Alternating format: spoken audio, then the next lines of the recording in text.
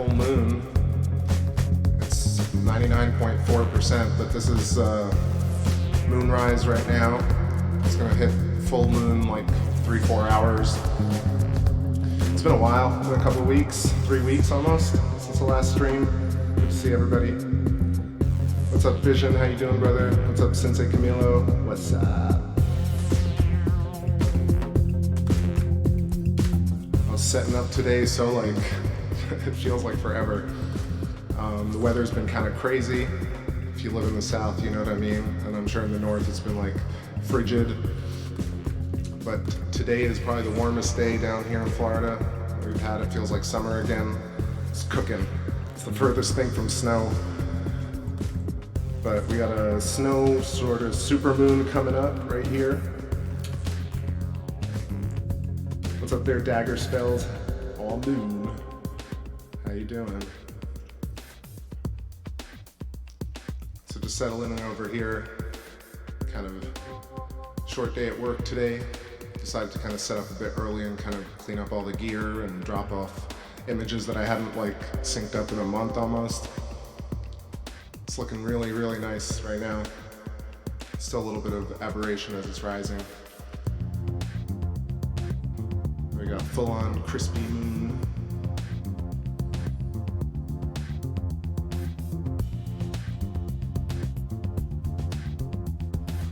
I also ordered the book Somnium. I've talked about this before. Johannes Kepler's kind of sci-fi / memoir novel, Somnium, the Dream. And I was going to read a little bit from the introduction just about it. But I'll wait till a few more people show up and we'll go through it. And yeah, I haven't written much any lately. Been working, but been watching the moon kind of with the naked eye, a little acoustic, and just hanging out. Dude abides, what's happening? Good to see y'all. Yeah, it's pretty gorge. All right, I'm gonna play some of the old tunes, get myself a coffee, beyond a few.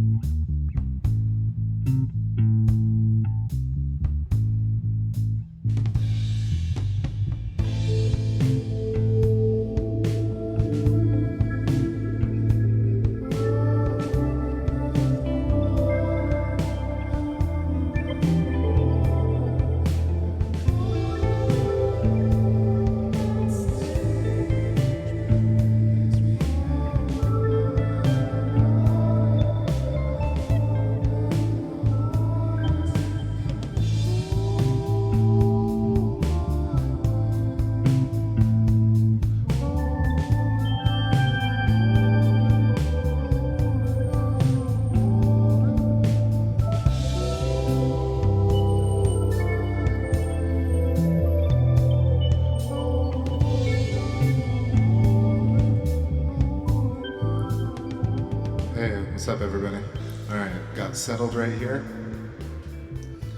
Got my smoke, my drink, our moon.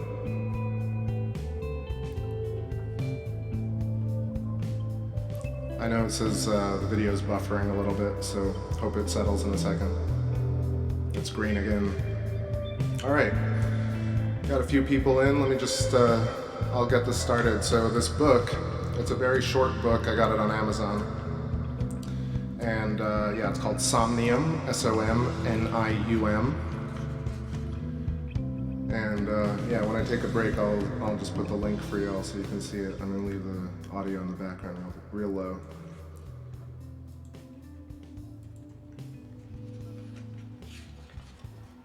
Alright, so this is the introduction. Somnium is a Latin word for dream. This novel was written by Johannes Kepler in 1608, in a time when a trip to the ethereal regions of the moon would be possible only with the assistance of supernatural forces. Historians consider this lunar exploration a remarkable and revolutionary text, and one of the most provocative and innovative of Kepler's works. Great authors and scientists such as Isaac Asimov and Carl Sagan suggested it was the first science fiction story. I need to turn the light here. Yeah. If it is not, we can at least consider it as the first serious scientific work about lunar astronomy. The manuscript had been with Kepler since student days in Tübingen University, when in 1593 he wrote a dissertation defending the Copernican view of our planet's motion. The question he intended to answer was, how would the phenomena occurring in the heavens appear to an observer stationed on the moon?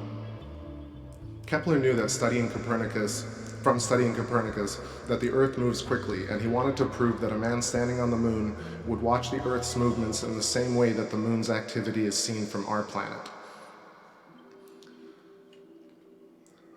So, I'm going to slow down just a little bit. Yo, what's up there, Z Proxy? What's up, 24/7? Nice to see ya.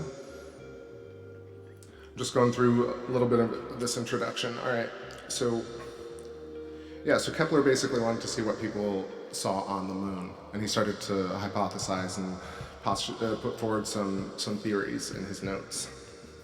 So Kepler didn't touch his dissertation for a long period. Only about 20 years later, the author created the fiction frame for his dissertation, transforming it into a novel.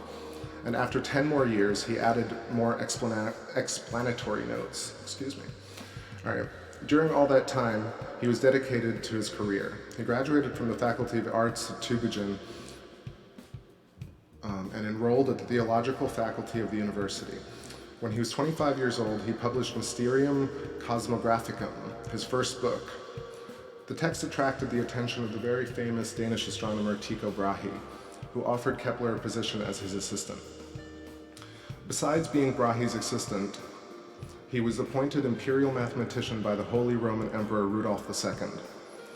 Kepler worked with Brahe from early 1600 to about late 1601 when Brahe died. Then Kepler replaced him and inherited the astronomer's observational data.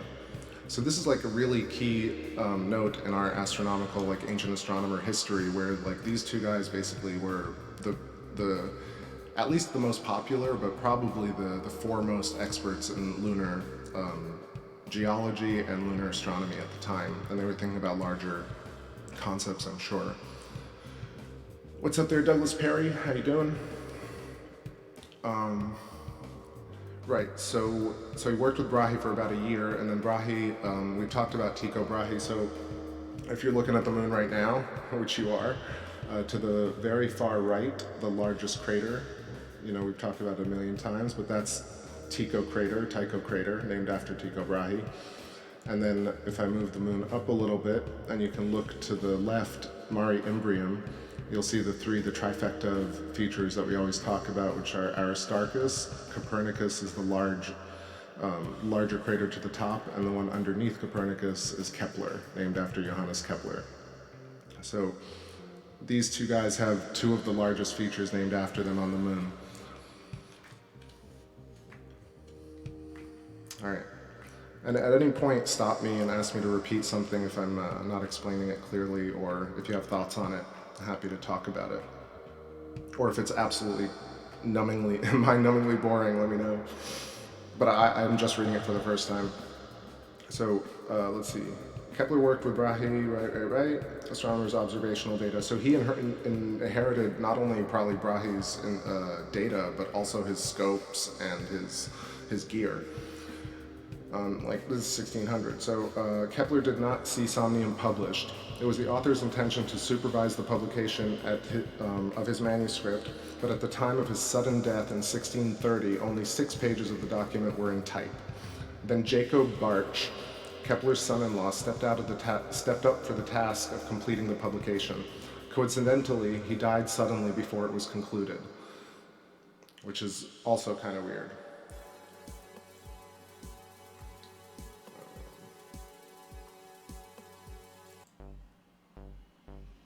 Find something to talk over. Jams.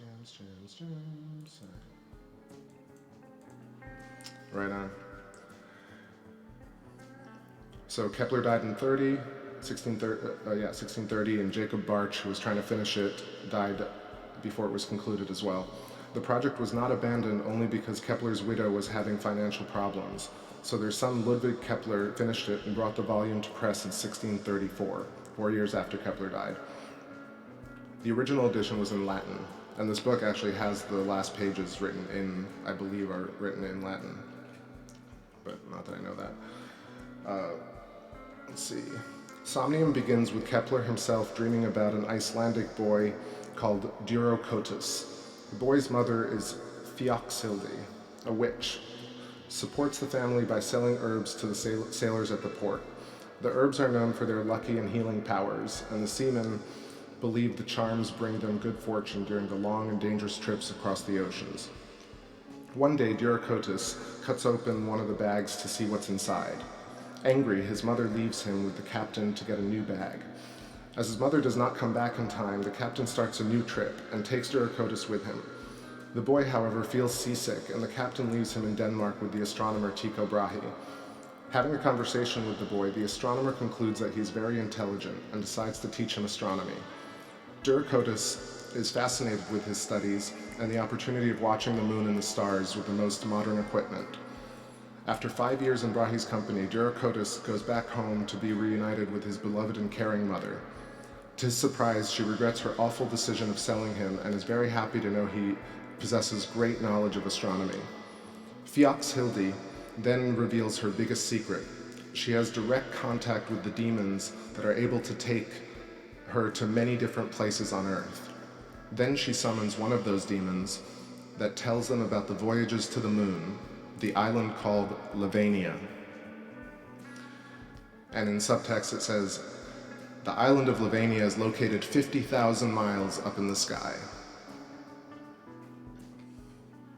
And that's the whole introduction of Somnium. Make of it what you will. Really fascinating that they talk about specific distances at the end. 50,000 miles. So that would be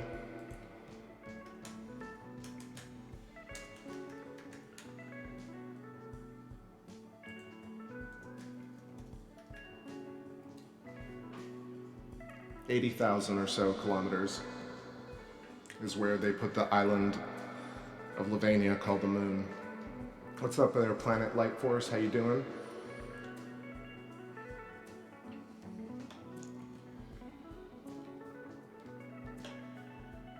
Yeah, so throw me a comment or two about what you thought about that. If you want me to continue reading and starting the first chapter, I'm happy to go into it. I've only heard it through audiobook before, so I figured just get it and kind of just have this on me and kind of learn it a little bit.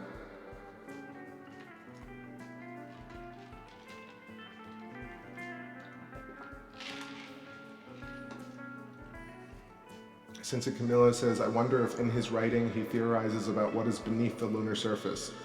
Will you let us know if he hits upon that in the book as you get further into the writings? Yeah, of course. I think from having listened to it a couple of times, he talks about the moving Terminator shadow across the moon. It's really quite short. Like, I'm happy to go through it. It's about, no, it's pretty long. I don't know, it's like 40, 50 pages, but I can read excerpts from it where really it's kind of this whole area where he defines a particular time and location where you have to be when there's an eclipse so that you can create this magnetic tunnel towards the moon, and that you have to be a certain type of build and physique to go through these warp tunnels to the moon. It could only happen at a certain time. And then he talks about what it's like actually being on the moon. And of course, you know, like I was reading the intro and what he was trying to do was hypothesize and like come up with theories as to what it would look like and what it would feel like to actually be on the moon. But what's interesting is how he describes these creatures that are on the moon. And there's a lot of specifics in here that are fascinating.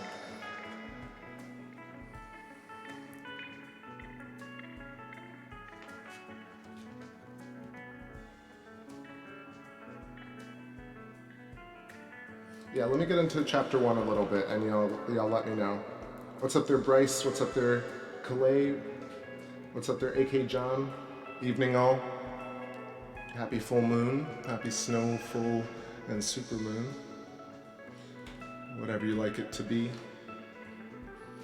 All right, chapter 1 of Somnium by Johannes Kepler.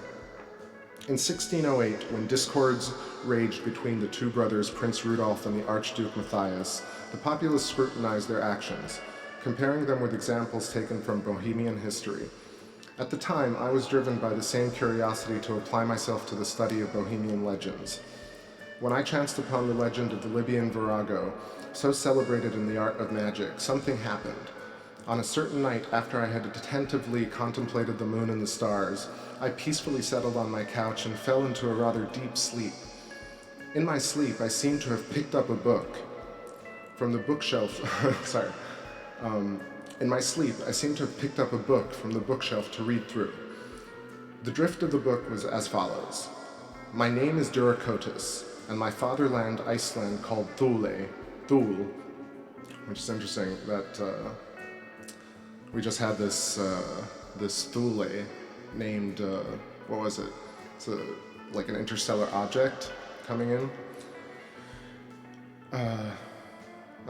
It's two names, right? It's like Optima Thule or something like that. But I'll look it up after. So, my name is Duracotus, and my fatherland, Iceland, called Thule by the ancients. My mother, Fjoxhilde, who died recently, left me at leisure to write something which I had already ardently desired to do.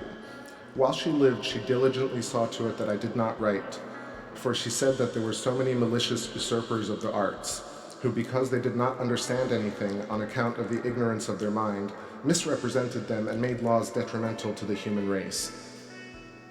Under these laws, many men would assuredly have been condemned and swallowed up by the abyss of Hecla.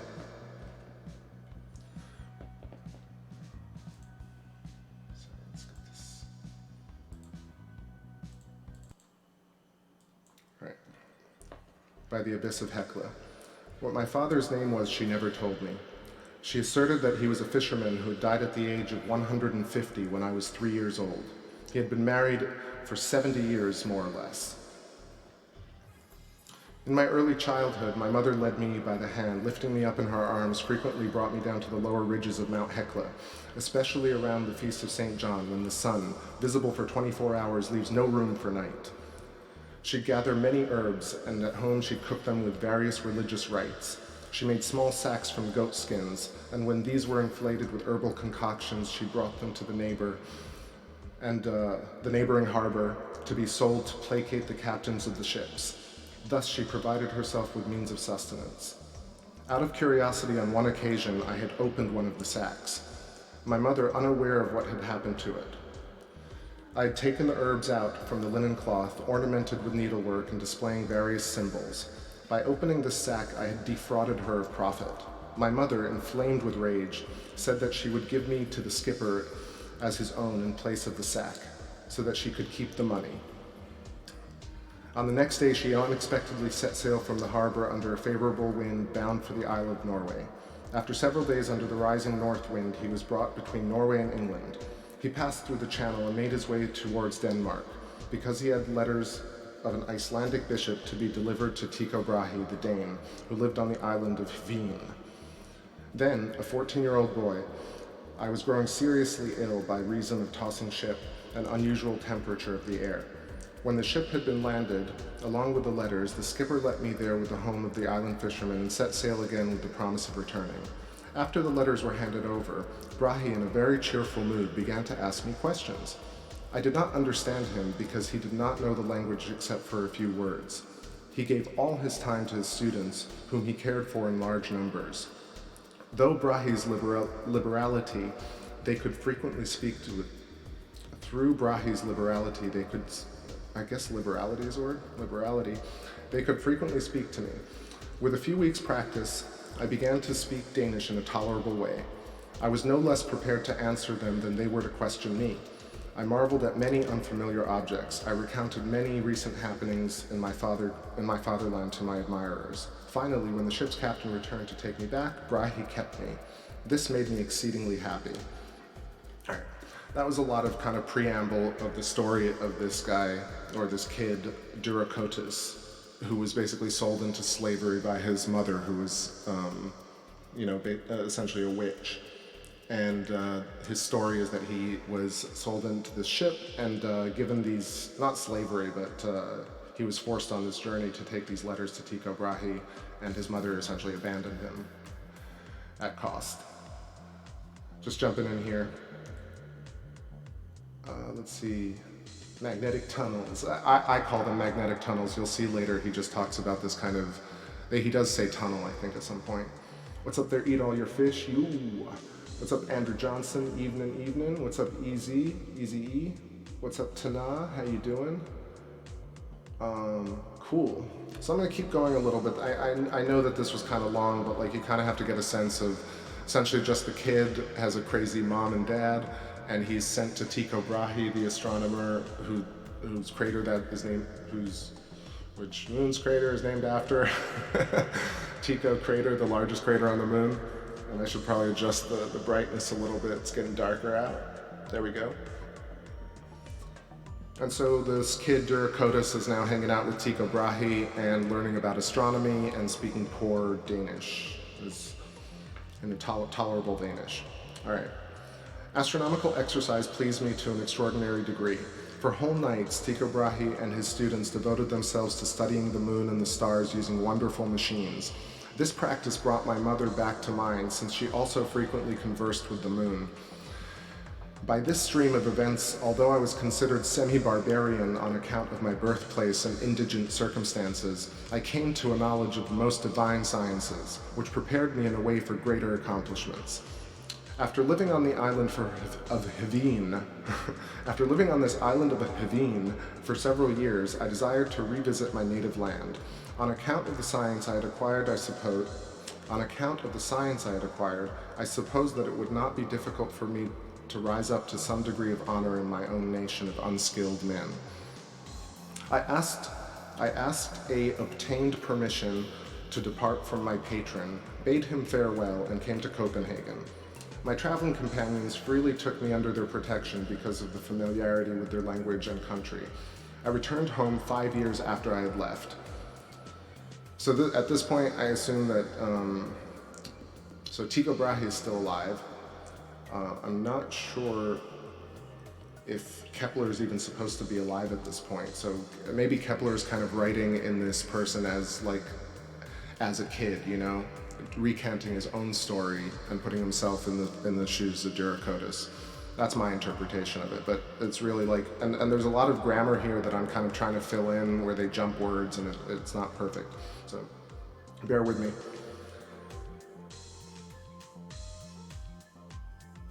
Yeah, blasted in 4K, it's not going to be any nicer than this. All right, so this is Duracotus, 5 years coming back, and hopefully going to see his mom, right? All right. My first source of joy upon my return was to find that my mother was still living and rendering the same services that she formerly did. This is Foxyhilde, right? Floxhilde. Since I was still alive and provided with a means of livelihood, I put an end to her continual sorrow for having abandoned her son in a fit of anger. Autumn was approaching, and those long nights of ours were drawing near. In December, the sun, scarcely rising a little at noon, is again hidden from sight. My mother stayed close to me now that she was free from work and did not leave me no matter where I went. Because of my letters and recommendation, I was questioned about the lands I had visited, and even questioned concerning the heavens. My mother took pleasure in comparing the extent of knowledge I had gathered and what she herself had discovered to be true. She declared that she was now ready to die, so that she could leave her son to the information which she alone possessed. By nature, I had a real thirst for learning new things, so I asked my mother about her art and which teachers in her country stood out above the rest. Then, on a certain day, when there was leisure for her to speak, she repeated in this manner all she knew from the very beginnings. Duracotus, my son, knowledge is available not only in other provinces to which you have traveled, but also in your own homeland. You have made me realize the enchantment of other regions, but even if we have coldness, darkness, and other discomforts, which I now feel oppress us, we are still abound in people with talent. We have among us very gifted spirits who shun the greater light of other regions and the chattering of men, and they sought our shaded areas to converse familiarly with us. Of these spirits, 9 were most important, and one of these, by far the gentlest and most innocent, was particularly known to me. This spirit was disclosed by 21 marks. Often, in a split second, I was transported by its power to other shores which I selected for myself. So this is kind of where it gets, I'm going to pause here for a moment because it goes from the kind of this really normal language about him and his mother reuniting, and then into this kind of weird, not weird, just a little bit metaphysical, and I don't know, just diverges here pretty hard, so I'm going to go into it for a second. So she says, of these spirits, 9 were important. One of these, by far the gentlest and most innocent, was particularly known to me. This spirit was disclosed by 21 marks. I don't know what that means. So, often in a split second, I was transported by its power to other shores, which I selected for myself. If I were kept away from certain places on account of their distance, I gained ground by questioning about those places just as if I was present there. So it's almost like a teleportation device that he's talking about. He reviewed for me very many facts about those objects that you had examined with your eyes, accepted from the report, taken out of books. I would especially like you to become a spectator, my companion, of that region concerning which he told me. How wonderful were those things which he told me. He conjured up Lavania. So I can't really understand that language, but I feel like it's maybe translated funny from Latin, or like maybe just kind of pieced together. So this whole paragraph is a bit of a jumble, but essentially I feel like he's talking about, the mother is talking about these 9 spirits. One of them, kindless and gentlest spirit, was familiar to them and was disclosed by 21 marks. What that means, I don't know, but, and so traveling to different shores via this spirit. Yo, what's going on, Lauren? What's going on, Nancy W? How you doing tonight? Happy full moon. All right, I'm gonna keep going with this. Okay, so he conjured up Lavania, so I assume that this is basically Duracotus talking to the spirit, or speaking with the spirit. Let me just adjust the moon. Without delay, I agreed that she should summon her teacher. I sat in council, prepared to hear both the entire purpose of the journey and the description of the region. Spring was upon the region. As soon as the moon was in crescent, it began to shine forth, since the moon was in crescent. Its sun had hidden under the horizon. See, this whole sentence is kind of broken. I'm going to read it again. As soon as the moon was in crescent, comma, it began to shine forth, since the moon was in crescent, its sun had hidden under the horizon, joined to the planet after the sun had hidden under the horizon, joined to the planet Saturn in the sign of Taurus. So all of that like has, I read the first comma because, I don't know, out of knee jerk, and then the rest of the sentence has no punctuation, so it's really all that whole long sentence, and I'll go one more time.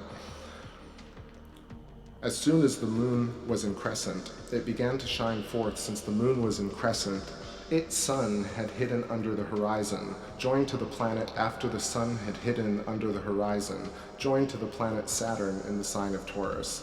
I think it's just duplicated. It must be that. My mother, withdrawing me into the nearest crossroads and uttering cry few words aloud, clamor set forth by her request. After she completed the ceremonies, she returned and demanded silence. With the palm of her right hand outstretched, she sat down near me.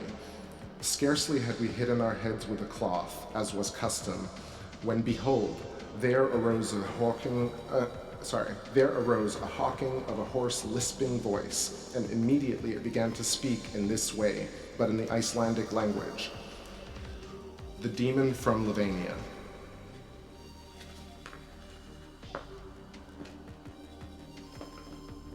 Yeah, that's a crazy one.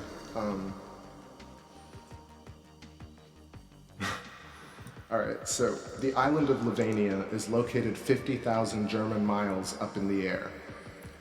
Okay, so I think German miles are probably a different kind of, obviously a different measurement than contemporary miles, I would assume. So let's go for this. But essentially they're saying the moon is Lavania, Lavania is the moon. So the island of Lavania is located 50,000 German miles high up in the air. The journey to and from this island from our Earth is very seldom open, but when it is accessible. It's easy for our people. However, the transportation of men, joined as it is to the greatest danger of life, is most difficult. We do not admit sedentary, corpulent, or fastidious men into this retinue. We choose, rather, those who spend their time persistently riding swift horses, or who frequently sail to the Indies, accustomed to subsist on twice-baked bread, garlic, diced fish, and other savory dishes. There are dried-up old women especially suited for our purpose. The reason for this is well known. From early childhood, they are accustomed to riding goats or on mantles, and to travel through the narrow passes and through the immense expanse of the earth. Although Germans are not suitable, we do not reject the dry bodies of Spaniards. I mean, this book just went back to, this when I first heard the audiobook of this chapter, and I kind of wanted to get to it myself. It's just so many different types of approaches in language, maybe misinterpreting the Latin or reformulating the Latin. So essentially talking about the Isle of Lavania and the types of people that can go through this narrow passage to Lavania, who ride swift horses, and it's amazing. I'm just kind of tripping out on it a little bit. All right, the whole journey, this is to the moon, or Lavania, far though it may be, is completed in 4 hours at most. Our departure time happens to be when we are busiest, before the moon begins its eclipse in the eastern section. If the moon becomes full while we are still on our way, our return journey is impossible. The occasion becomes so brief that we have few humans and not any other beings except for the most helpful toward us. Forming a column, we seize any man of this kind, and all of us pushing upward raise him to the heights. The initial shock is the worst of it. For he is spun upward as if by explosion of gunpowder, and he flies above mountains and seas. On that account, he must be drugged with narcotics and opiates prior to his flight. His limbs have been carefully protected so that they are not torn from him, body from legs, head from body, and so that he may not recoil and not spread over into every member of his body. Then he will face new difficulties, intense cold and impaired respiration. These circumstances, which are natural to spirits, are applied force to man. We go on our way placing moistened sponges to our nostrils. With first section of the voyage complete, our conveyance becomes easier. Then we expose our bodies freely to the air and withdraw our hands. All these persons are gathered into a ball within themselves by reason of pressure, a condition which we have ourselves produced. Let me read that again. All the persons are gathered into a ball within themselves by reason of pressure, a condition which we ourselves produce, almost by a mere sign of the head. I guess nod of the head. Finally, on the arrival at the moon, the body is directed into its intended place by its own accord. The critical point is of little use to us as spirits because it is excessively slow. Therefore, as I said, we accelerate by gravity and go into front of the man's body, lest by a very strong impact into the moon he might suffer any harm. When the man awakes, he usually complains that all his members suffer from an ineffable lassitude, from which, however, he recovers completely when the effects of the drugs wear off, so that he may walk. Numerous other difficulties occur which would take us too long to recount. Okay, I'm going to take a little break here because I need a drink, and so essentially that was like the first part of the description of them traveling to the moon, kind of curling up into balls and, breathing, I guess, water or breathing air through, drinking water through their nostrils? Where is it? We go on our way placing moistened sponges to our nostrils. So I'm not really sure what's going on there, but it's really fascinating. So there's somebody, narrating what's going on as they're traversing the Earth to the moon during this eclipse. That's as far as I can understand it. So I hope you're following along with me. I'm going to take a 5-minute break, have a smoke and a drink, and I'll be right back. Moon is looking pretty perfect tonight. It's almost full. I'm going to stream as long as I can get the view, which is another, hopefully in like an hour or two. I'm going to check the chat room. What's going on, Stan Smith? What's going on, Markers in a Container? What's up, Miguel Gonzalez? How you doing, my man?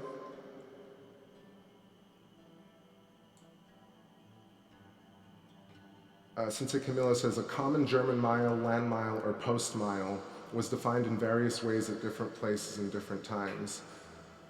So like, what is it actually, let's see, 1 German mile conversion.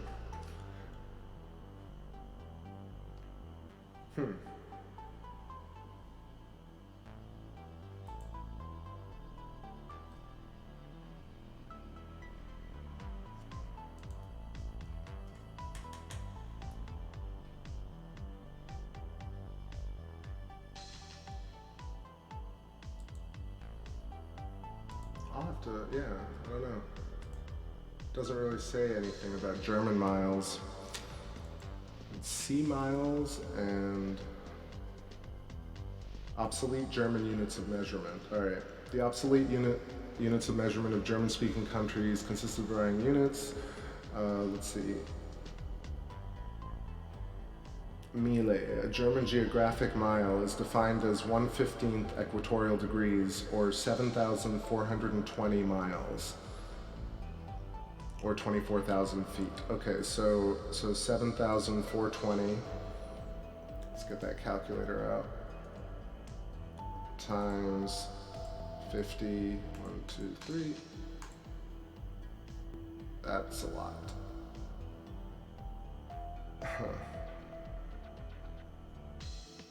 That's like 371 million miles? No, that doesn't make sense. That doesn't make sense at all. Oh, meters. Crazy. Okay. So 370,000 kilometers. That makes more sense. Brain stalled there for a second. What's up there, my band? Yo, P&K Science. Change up that name. Yeah, it's super clear tonight. Super lovely. You can get this recording again, take a snapshot of the now. I was just going through some of that. For those just arriving, I was reading from Johannes Kepler's sci-fi novel called Somnium. Talked about it before, and I was just going through chapter 1. Take a little break, and I'll be right back. Shoutouts to Odyssey, Quentist, Corina. Happy full moon, y'all. So I guess, yeah, let's just follow up that. So 370,000 kilometers is what we, contemporary science says the moon distance, right? It's like 238,000 miles, right? So that's something like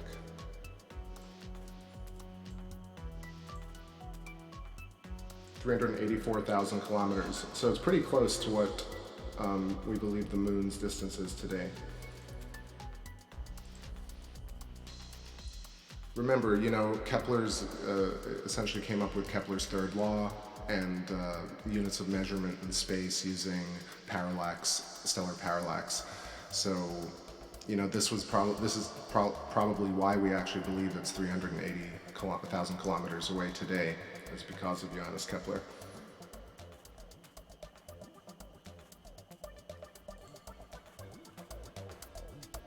Actually, I have my drink right here. I'll just sit with y'all.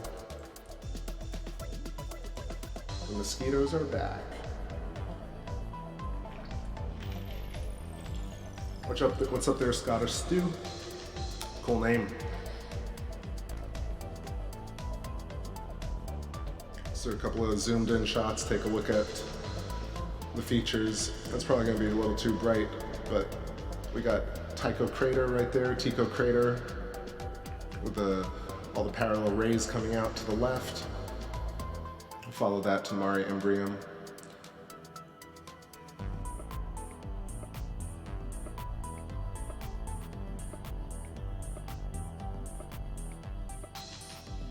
Copernicus in view right here.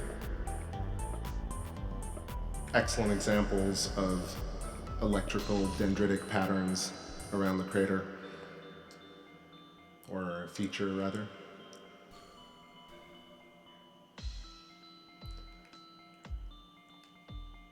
And underneath that we got the aforementioned Kepler's crater, which is having like a great angle tonight where you can kind of see the raised region. There's kind of these two straight lines almost, but it almost seems like more of a square right underneath it, kind of in relief. Let me know if y'all can see that.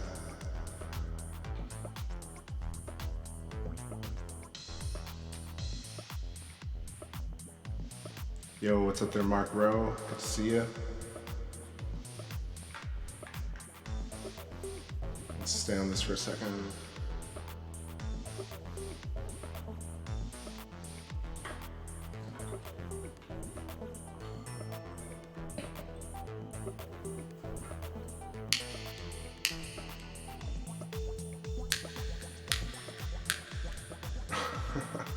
Of course the lighter doesn't work. Damn it.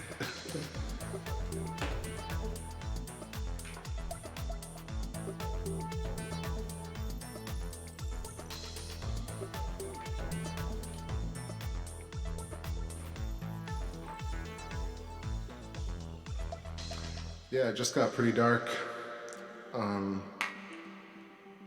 Check it out. There we go. Yeah, sun just set. I don't know, about 15 minutes ago, 20 minutes ago. Nice and crisp. But yeah, the details are a little bit washed, so let's just check out our Aristarchus. I'm excited for the waning sessions that are going to come up now that the weather is finally cleared up. Also, what up, Dimension? Did I say hi? Thanks for working, Lighter. Appreciate it.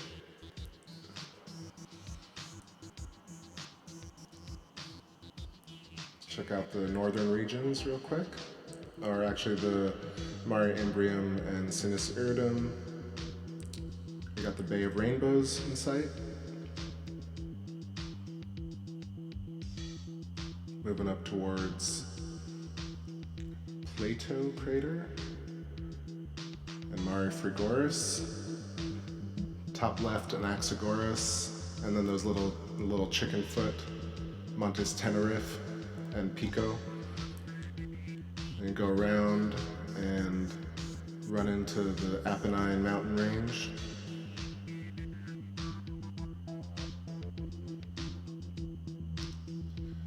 At the tip of the mountain range you would see Eratosthenes, but it's very difficult right now. I don't know why, it's like really awash in light. Sea of Serenity, Sea of Tranquility. Settle here on Tranquility for a moment.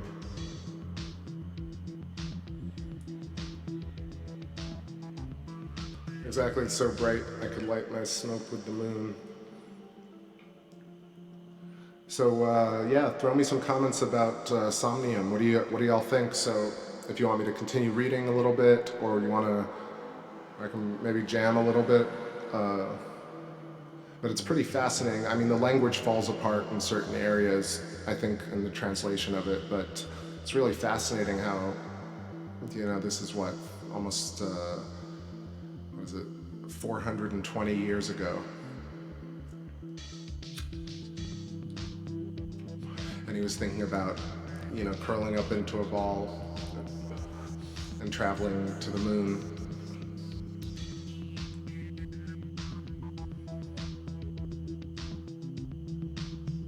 Dimension 7 says, aren't there brighter spots like the more recent impacts to the moon?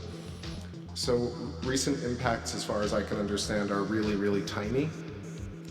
And, you know, the scale of 1 meters to 10 meters long.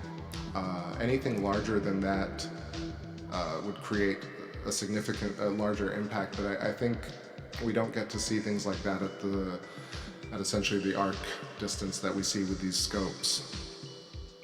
So we're looking right now, and I'll move over to a crater and we can measure, just give a visual distance.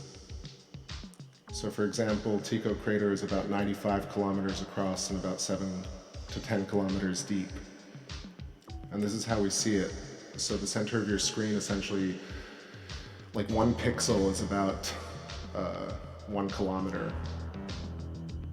You know, if an object the size of, you know, a kilometer long hit the moon, there would be a lot of footage of it. Yeah, I can do the jams too, but well, let's go through let's finish up this chapter at least. So, because they got to the moon now, and we should talk about some of the features they saw. I'm just gonna go for it.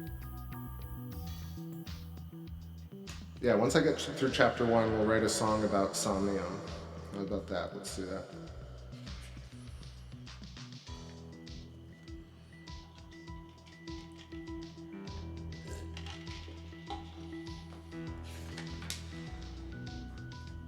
Okay, so numerous other difficulties occur which would take too long to recount. Nothing happens to us that is entirely evil. How long those shadows of the earth are which we inhabited the moon. Okay, how long those shadows of the earth are which we inhabit on the moon in a compact manner. Sometimes it's really hard to decipher the inflection of the sentence. So forgive me. All right, when these men have reached Lavania, we are at hand. They seem to be climbing from a ship onto land. There we speedily withdraw into the caves and gloomy places, lest the sun at present in the open, but about to eclipse, little later from a pleasant resting place, casts us out and forces us to follow the departing shadow. Our ingenuity exercises itself in moments of decision. You know, it's just this track, it's a little too up-tempo, and I'm getting lost. I'll get something a little more chill here. Yeah. Yo, what's up there, 700 Weed Killer? Thank you. Oh right, let me zoom out so we're looking at the full moon while I chat. Otherwise we're gonna get stuck. I'll forget. Let's lower that ISO.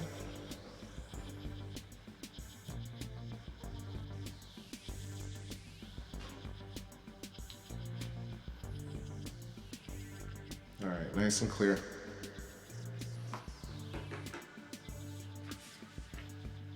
All right, gloomy places lest the summit present in the open but about to eclipse a little later from the pleasant resting place casts us out and forces us to follow the departing shadow.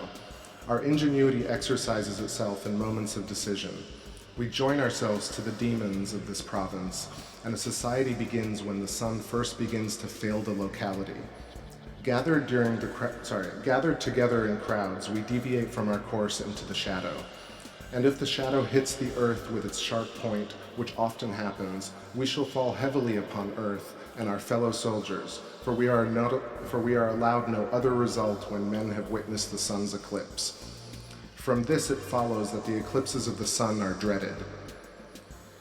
I'm going to go through this paragraph one more time because I sort of get what they're saying, but maybe I stumbled a little too much. So, our ingenuity exercises itself in moments of decision. We join ourselves to the demons of this province, and a society begins when the sun first begins to fail the locality.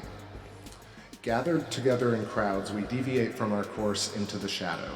And if the shadow hits earth with its sharp point, which often happens, we shall fall heavily upon earth and our fellow soldiers, for we are allowed no other result when men have witnessed the sun's eclipse. From this, it follows that the eclipses of the sun are dreaded. So I think that makes sense. As a consequence, these comments shall be made about the journey into Lavania. I shall speak about the shape itself of the province, beginning as do geographers with those things which happen to it from above. Even if the whole of Lavania has the appearance of fixed stars in common with us, yet one observes very many movements and numbers of planets different from the skies that we see from Earth, so that all of their astronomy has another meaning. Just as geographers divide the Earth's globe into 5 zones due to celestial phenomenon, so Lavania consists of 2 hemispheres, the one of the subvolvans and the other of the prevolvans. This is spelled V-O-L-V-A-N, subvolvan, like Volvo. Subvolvans, and the other are called the prevolvans, but P-R-I. Of these 2 hemispheres, the subvolvans always see their vulva, which is spelled V-O-L-V-A, not U, or our Earth, which to them is like our moon, and the prevolvans are completely deprived of the sight of their vulva. It's going to be tough to get through this one. All right, the circle dividing their hemispheres, similar to the solstice's color, passes through the poles of the world and is called the divisor, or what we call the terminator line. I shall explain first what is common to both hemispheres.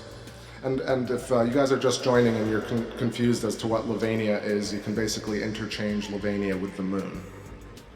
All Lavania suffers from the same alternative day and nights that we do, but during the year they lack other annual changes.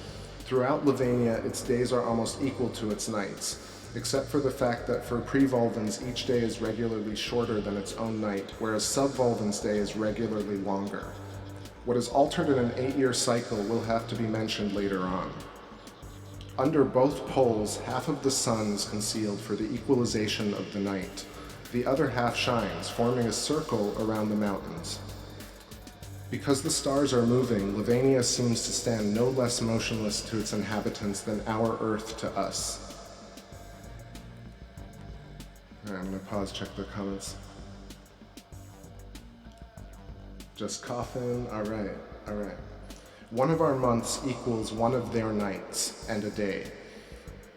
When the sun is going to rise early in the morning, almost a completely new sign of the zodiac is more apparent in the day after. When the sun is going to rise early in the morning, almost a completely new sign of the zodiac is more apparent the day after rather than the day before. Just as in one of our years, the sun revolves 365 times, and orbits of fixed stars revolve 336 times, or more precisely, in 4 years, the sun revolves 1,461 times, but the orbits of the fixed stars 1,465 times. So for them, in 1 year, the sun goes around 12 times, the orbit of the fixed stars 13 times, or more precisely, in 8 years, the sun goes around 99 times, the orbits of the fixed stars 107 times. But they are more familiar with the 19-year cycle. In that number of years, the sun rises 235 times and the fixed stars 254 times. This is the day and nights, basically. The sun rises in the central or innermost parts of the subvolvens when the last quarter is visible to us, then to the innermost parts of the prevolvens when the first quarter appears to us. So essentially they're kind of talking about like the moon being flat. You know, ultimately they're talking about, well, not flat, but essentially like oblate.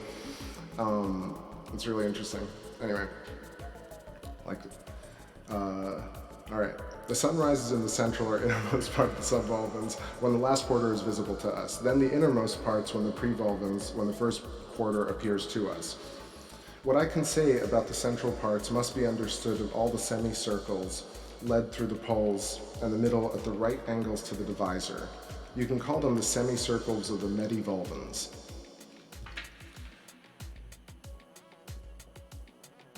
All right, so this is where it starts to get just kind of, not repetitive, but it starts to do this kind of previous paragraph where it just breaks down numbers. And what I find interesting about it is that it references a lot of different calendars, and I don't know, I'm kind of scanning through it right now. It's like, it's going to be a lot to read.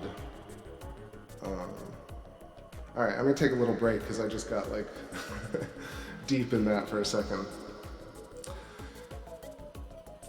So let's see if I can sort of decipher what they were talking about. Essentially, they're saying the years are 235 days, I guess, long.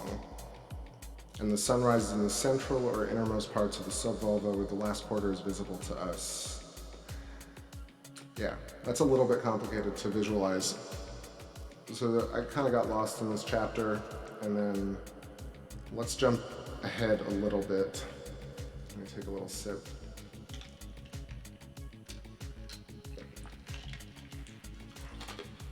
Okay. In a 19-star year cycle, or 235 days, summer occurs 20 times, and winter just as often towards the poles, and at the equator 40 times. Just as we have our months, they have 6 days in all during summer. The rest belong to winter. Okay, so 19-year star cycle, or 235 days. Only 6 days of summer out of 235. The same alternation is scarcely felt around the equator because the sun does not digress to the sides beyond 50 backwards and forwards from those places. It is felt more next to the poles and those places that have or lack the sun alternatively at 6-month intervals, just as there are on Earth. Those of us who dwell under the two poles. On Earth, yeah, that's a strange sentence. Lavania's globe. Okay, so they talk about it being a globe. All right, so I was wrong.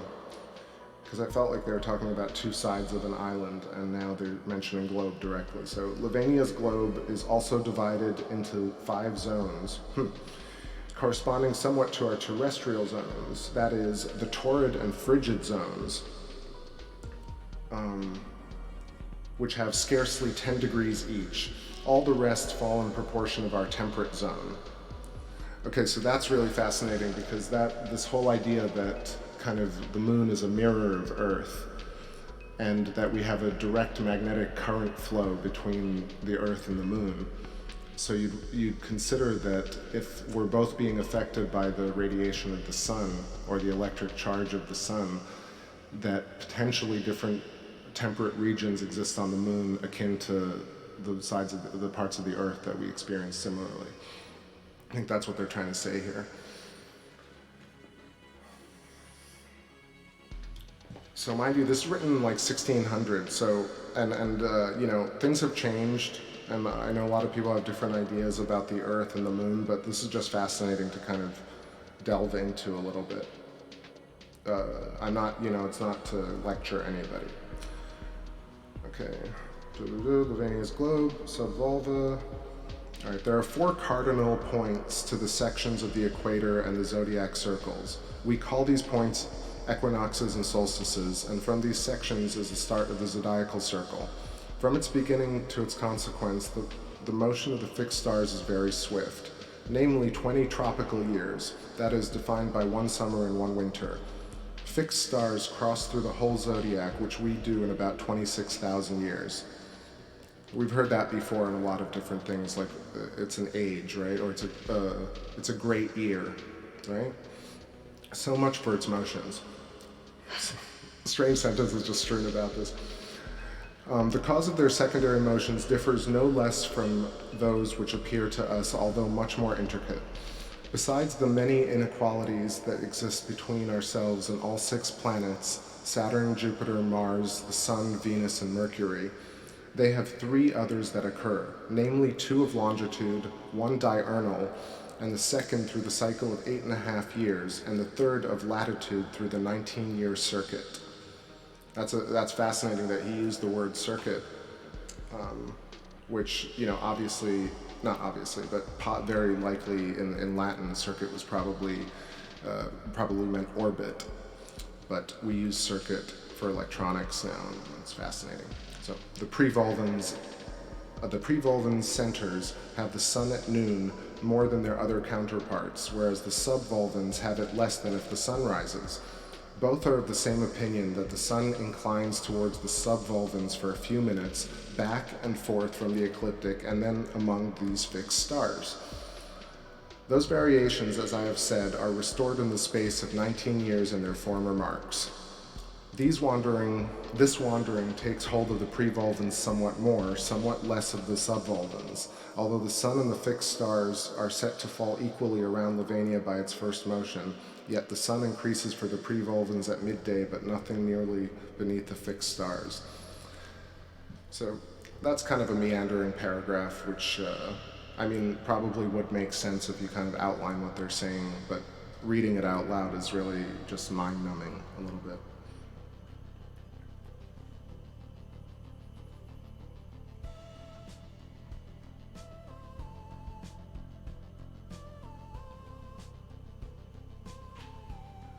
Yo, what's up, ALS? David, how you doing? Says we are snowed in. I'm sure you got it set up though and ready to go, or... Hope you're doing well anyway. Happy full moon. What's up there, Bryce Eshelman, Electric Universe in the 1600s? Yeah, right? I mean, you wonder if they, like, it would be nice to kind of go back a little bit further on the Electric Universe, the kind of what happened in the 1200s through the 1800s, but I haven't seemed to be able to find a lot of record of people talking about EU symbology or reference in those time frames. Really kind of started in the 1900s, late 1900s, maybe late 1800s. James Clerk Maxwell, I mean, those guys were like, and Tesla, these guys were like in the last century and just right before. Okay.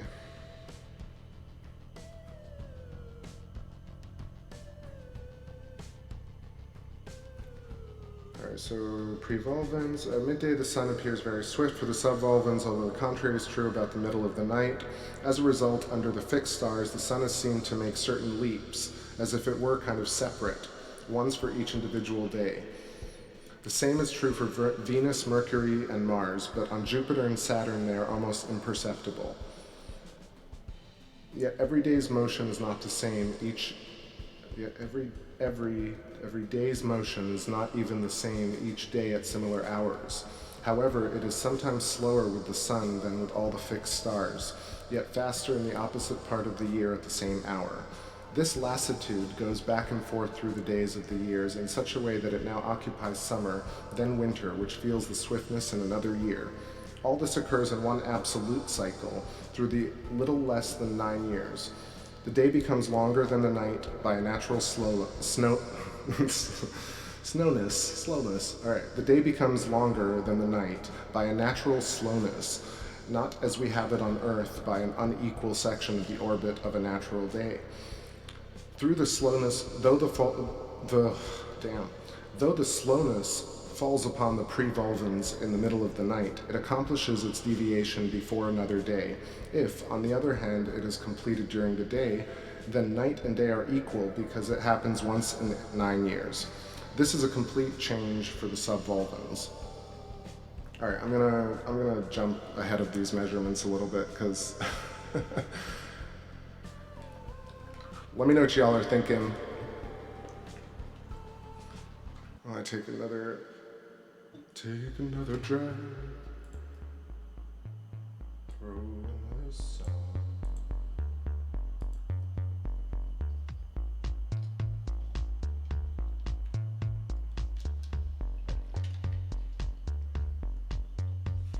I mean, essentially, it's this kind of. It's memoir writing. The guy's writing his notes while he's observing the moon and kind of putting the numbers that he can measure from Earth. I'm talking about Kepler here. Is measuring the moon and writing shit down, and he's speculating as to what the motion of the Earth and the Sun and the stars would be when you were standing on the surface of the moon, in the pre-vulvan region and the subvulvan region. So I guess the two hemispheres of the moon.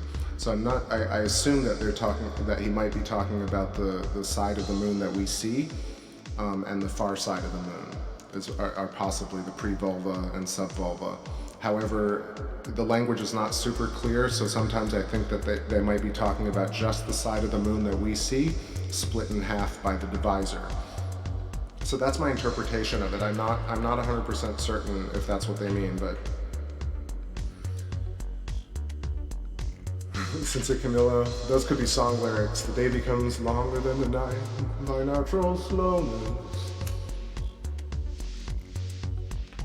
Day becomes the night. Day becomes the night.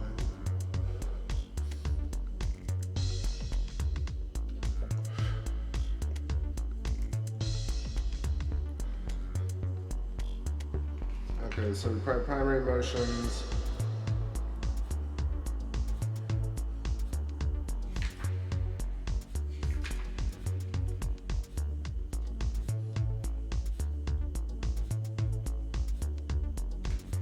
Trying to find where they talk about the creatures that they find, the demons.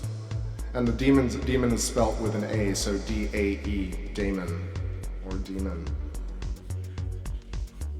So not necessarily evil, per se.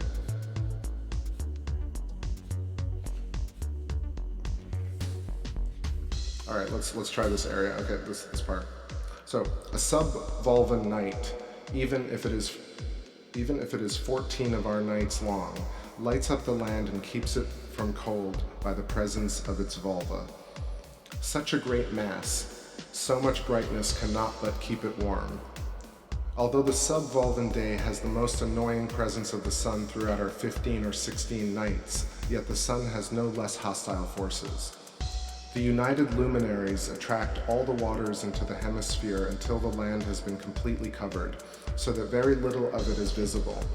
On the contrary, when all the water has been removed from the pre-vulvan hemisphere, it becomes a dry and cold land. Because the hemispheres have the luminaries divided among themselves, night comes upon the subvulvans, day upon the pre-vulvans. Hence the waters are divided so that the subvulvan fields are stripped of everything, while the pre-vulvans enjoy an abundance of moisture as a negligible relief from the heat. The whole of Lavinia stretches out no further than 1,400 German miles in circumference. So let's plug in those numbers real quick. I think a German mile was 7,400 meters times, where are you at? 1,400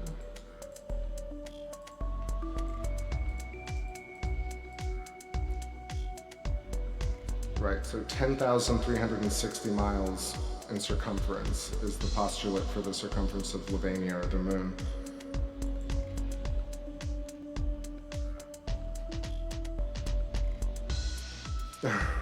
Right? Okay, so the whole of Levania stretches out no further than 1,400 German miles in circumference, a fourth part of our Earth. So it possesses very high mountains, very deep and wide valleys, and in consequence yields much to our Earth in perfect roundness. The entire surface is porous, as if it were pierced through with hollow caverns and continuous caves, especially prolonged through the prevolvens. These hollow places are the principal means that the prevolvens have to ward off the cold and heat. See, this is the part that I was talking about. Yeah, they do talk about the underground caves of the moon. So let's get into this part, yeah? Whatever springs from the land or walks upon the land is of monstrous size, increasing in size very rapidly. Life is of a short duration. Life is of a short duration because all living things grow to such an enormous bodily mass.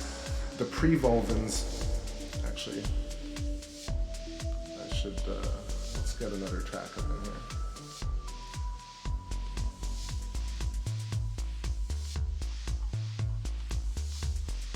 Let's find something really vibey to go into.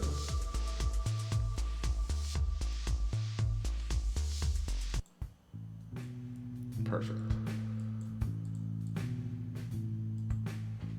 All right, so now we're going to talk about the underground. Let's try this over.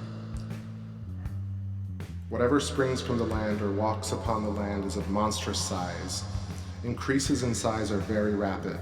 Life is of short duration because all living things grow to such an enormous bodily mass. The prevolvens have no fixed dwelling place. In the space of a single day, they traverse the whole of their world in hordes, following the receding waters, either on legs that are longer than those of our camels, or wings, or in boats. If a delay of very many days is necessary, they crawl through the caves according to each one's nature. There are many divers among them, and all their living creatures breathe very slowly. By combining nature with art, they can take refuge at the bottom of the deep waters. They say that those in the very deep depths of the waters endure the cold, while the upper waves are boiling hot from the sun. Those that remain on the surface are boiled by midday and serve as nourishment for the wandering colonists. In general, the subvolvan hemispheres compares favorably with our own cantons, towns, and gardens, while the prevolvan resembles our fields, forests, and deserts. Other creatures who find breathing more necessary retreat into caves, which are supplied with water by narrow canals so that the water may cool gradually upon its way, but when evening comes, they go out for food. The bark on trees, the skin on living creatures, or if anything else takes their place, takes up the greater part of the corporeal mass because it is spongy and porous. If any creature is taken by surprise in the heat of the day, his skin becomes hard and scorched and falls off that evening. Plants in the earth, and there are few on the mountaintops, spring up and die every day, daily making room for new growing things. I'll come back to this. Their nature is generally like a snake's. They have a strange love for basking in the noonday sun, but only close to their caves so that they can make swift and safe retreat. Others whose spirits have been exhausted by the heat of the day lose their life, but return through the night on account of some paradoxical cause, like the production of flies here on Earth. Here and there, all over the ground, are scattered masses in the shape of pine cones. Their rinds are sunburnt throughout the day and die, but in the evening produce living creatures when the hiding places are opened. In the subvolvan hemisphere, a special means of alleviation from the heat are the unbroken clouds and storms which sometimes take hold of a half or more than the region at whole. When I had come to this part of my dream, the wind rose with rumbling rain which distributed my sleep and ended one of the last books I had read from Frankfurt. When the demon, the speaker, and Duracotus, the son of the mother Fjoxhilde, the listeners had been left behind, just as they had been left with their heads covered, I came back to my senses, found that my head was on a cushion and my body was wrapped up in a blanket. And that's the whole thing. It goes to Latin right here and starts over. So this was really, I think, one of the most fascinating. It's so in detail and in depth about these creatures and their behaviors and moving underground. So he may have definitely been guessing or, postulating that there were running rivers under the moon's surface. But to hear it, like this, from really a true source, I guess one of our ancestors. Of course, there's always a tiny chance that none of these people actually existed, of course. But yeah, that was Somnium, y'all. So I'm gonna drop the link for everybody in the channel so you can see it, and then maybe check it out. It's a quick read.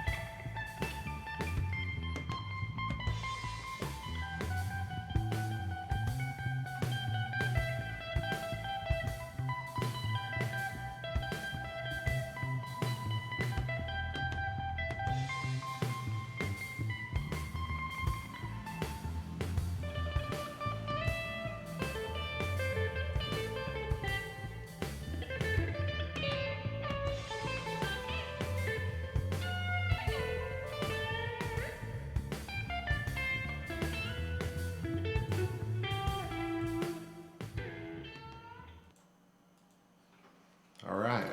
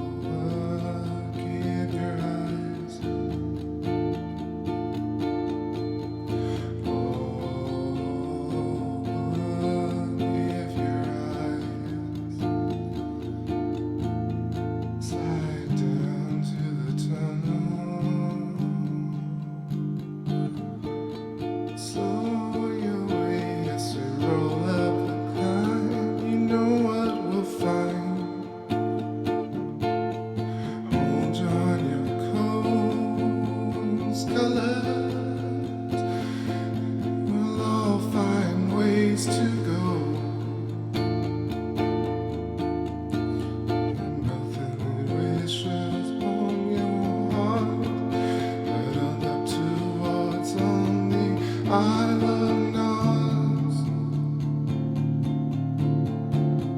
silent astronauts. Your body is left with nothing to eat. Roll the caves and we live on no sleep so far. That's what I know of you. How I know of you.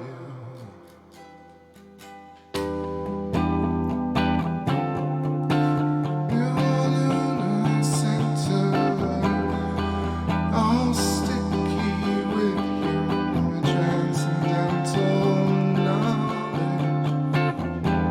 Your sticky center, died every day.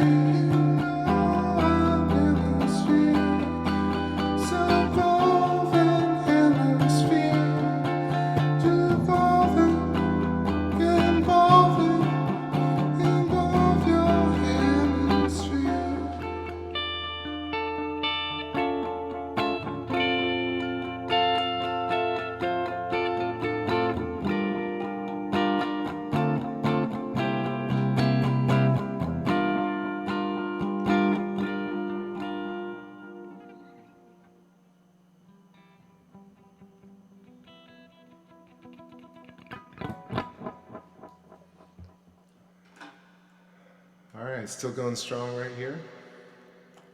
Just warming up a little on a song inspired by what we just read.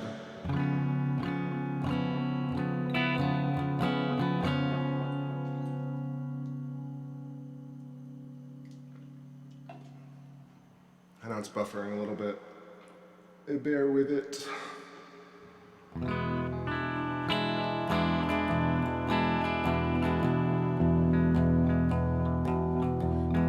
Tell you about a dream I had. Woke up in the middle of a foreign land. Let me tell you about the dream I planned. In my memory so often rolled up like a circus car, and then we fell through the chocolate bar. Take me down, take me down, take me down. Oh, you know I wanna see. Take me up, take me up, the place I wanna be. Don't you feel like summer? Oh, let's avoid those calling names. Oh, summer, just don't wanna say those words. Feels like your mother. Don't want to feel those pains no more. Some no other. So feel those pains no more. I had a dream.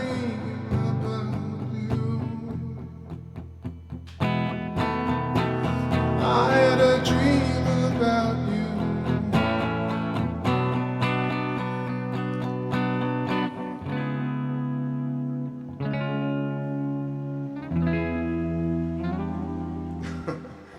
What was that?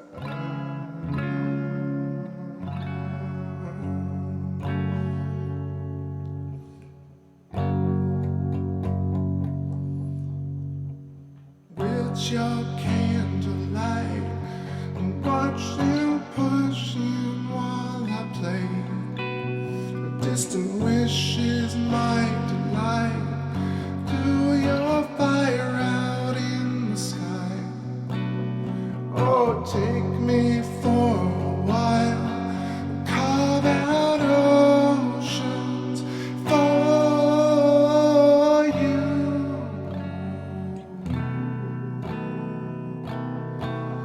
For you. Screw that up. For you.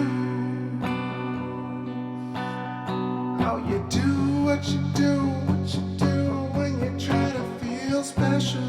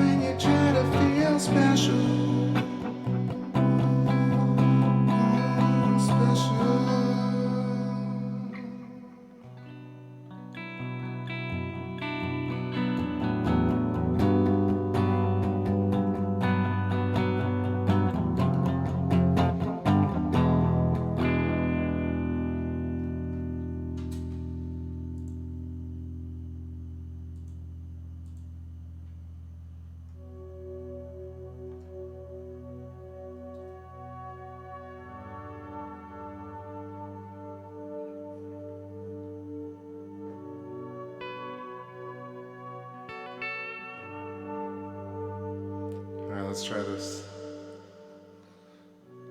And so I won't blown away. Oh, okay. I'm gonna try to focus on only one thing. Let me know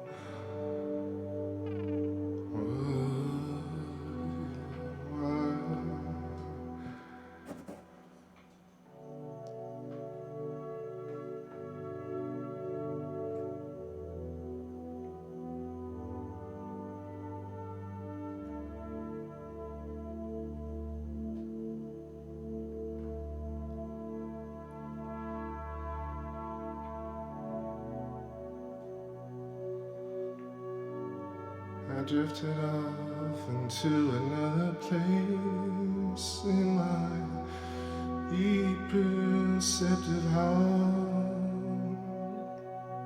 Strange that you would call so late. Drown your face away. I tell you why. Tell you what's going on with it.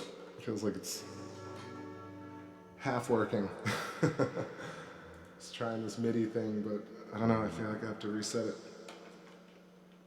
That's so low.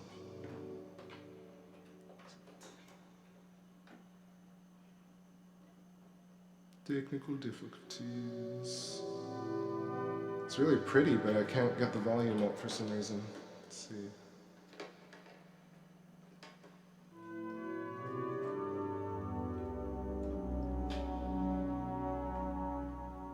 I'll just turn up this.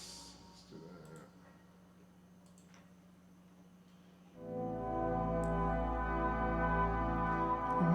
Strange distraction. On this hemisphere, slow reaction to a place of no fear. For escape this atmosphere and try again and try again, but the numbering's busy. Let's see what else I have on this.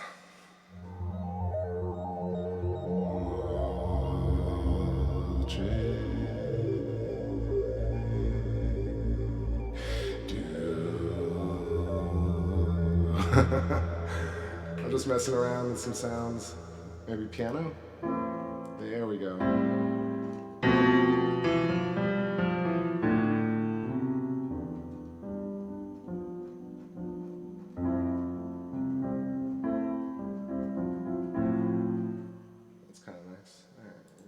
Jam on the piano a little bit.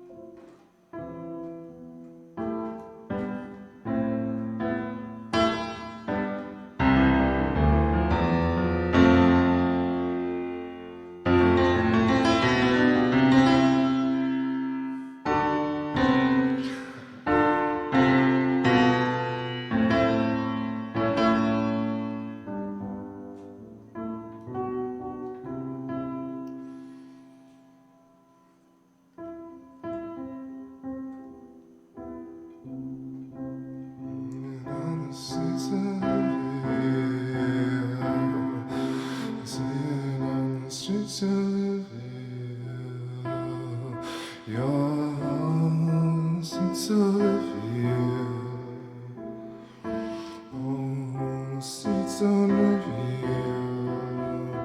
My heart, season of you. Season of you. Your heart was what I need. Your heart is what I need. Your heart is what I need. So the seas receive. Your heart is what the seas receive. Your heart is what I need. Seas receive. Receive.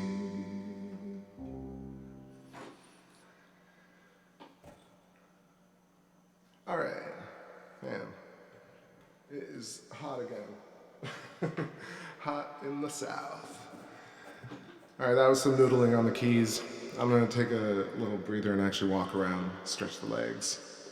Let's get into some other weird jams that I got laying around. And just following this beautiful full moon. Let me just check with Stellarium, give some astro facts, or astro speculation. Here you go, 99.6% illuminated right now. No, 99.5, and it's still not phase one, so it's almost full. It's closing in on being full right now, which is, actually let's see when it does the transition, because that's cool. Have I said cool enough? Yeah. 2026. So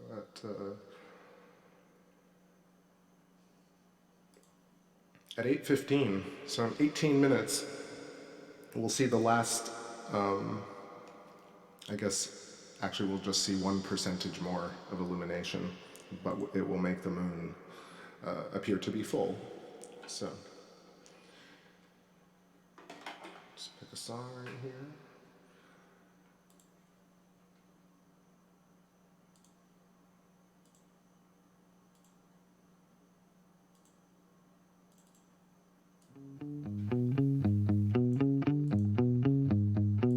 Thanks for hanging out, everybody. Good to see everybody. It's your green window and your violet lips, that your chestnut hair with some courage. It's your 9 to 5, baby, kill the lies. Let us sink 5, 6, 7. Your heart's 11. Got your jiggle to soul. Made on your bones. Coming from the cold. Seeking the bowl.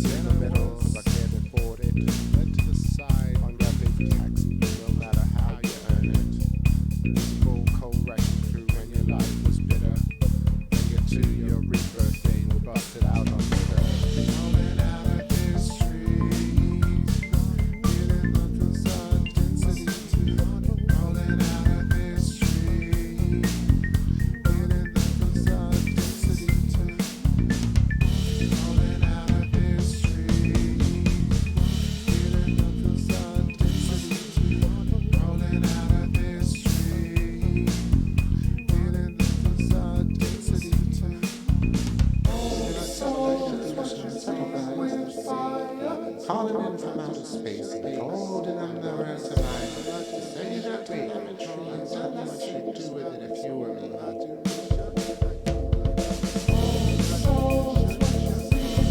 Falling away from the earth, calling up the space, but you don't even hear me.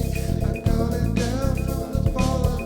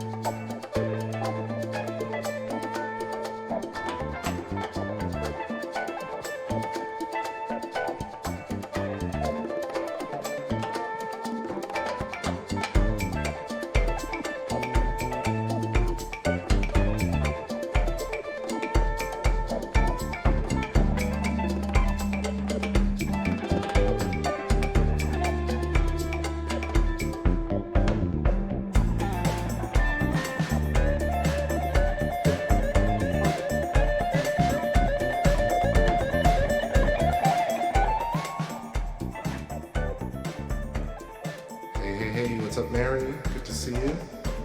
Thanks for dropping me that link with the George Harrison song. Thought it was really funny. There's a comment in there that's really excellent. It's taken straight out of my mouth. This guy, like, I'm listening to it. I don't think I've actually heard that song really recently. I think I might have heard it a long time ago. One, it's great, but two, what happened? Yeah, towards the slide solo, about halfway through, I was just like, this sounds like eerily like Jeff Lynne from ELO. And then you scroll down like halfway through the comments, and somebody made the exact comment. They're like, this reeks of Jeff Lynne, bearded creep. And I thought that was really funny. So thanks for the link. Yo, what's up there, Anthony? Good to see you. What's up, Jesslyn Velasquez? Good to see y'all.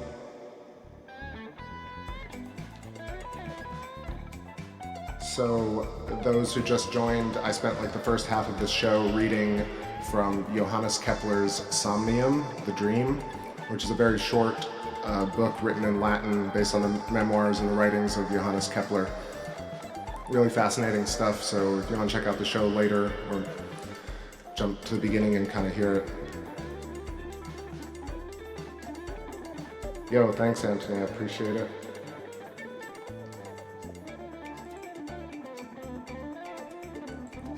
Advanced Modicum. What's up there, Ben? How you doing? Happy full moon to y'all. So I switched up the lens situation, moved the scope a little closer to the window. Got super duper duper crispy moon right now. Full super duper, about to turn full in about like 8 minutes. We're gonna get to, I think, 99.6% illumination and a phase full. So it's probably gonna happen right around this area to the south, which is kind of coming, yeah, that's exact, I think that's where the Terminator line is now breaching, underneath Aristarchus and to the south of Mare Imbrium, or Oceanus Procalarum. Carolina Sky Astronomy, what's going on? Jesselyn says, I just looked outside and the moon is pretty bright. Yeah, it's about, I want to say 15% brighter because of the super status, I guess because it's closer to us. It's pretty magical right now. Gotta be thankful for this type of weather. So running the 11-inch Celestron scope with the Sony camera right now, and it's got the focal reducer in there so we can see a bit more of the moon on a wider shot.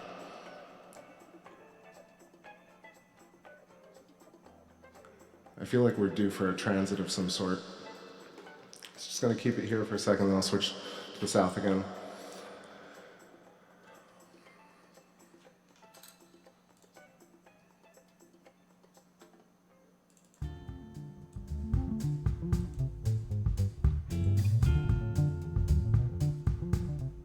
Thanks, y'all. Let's watch this for a little bit.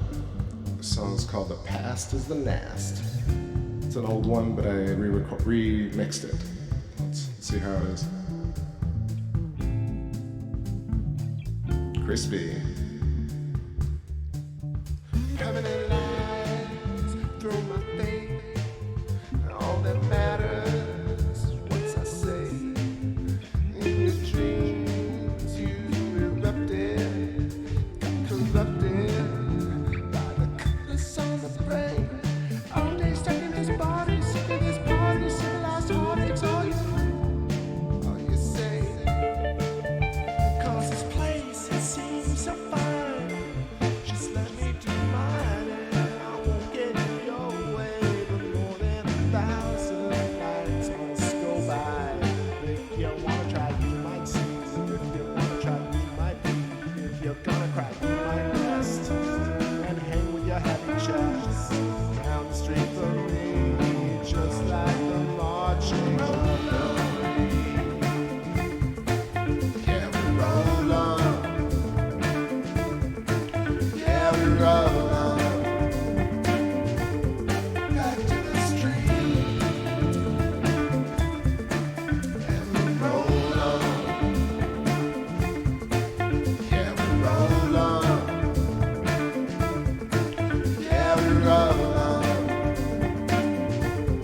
Back to the street.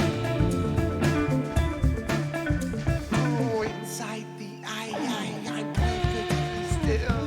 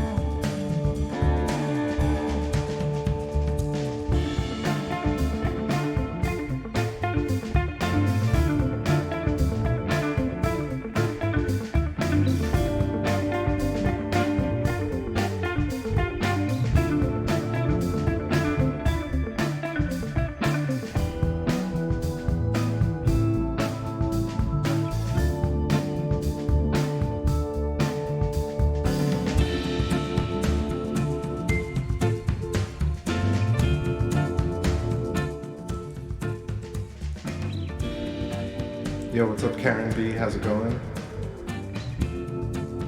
Cloudy and rainy in North Carolina tonight. I'm glad I can provide the view and the tunes. Mary says Hill County, Texas is Burr too. Yeah, where y'all at? Jesselyn says Springfield, Massachusetts. Carolina Sky Astronomy is also North Carolina.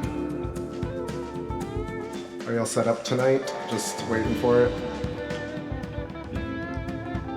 Honestly, the weather, even in South Florida for the last 3 weeks, has been just nuts and not like consistent at all.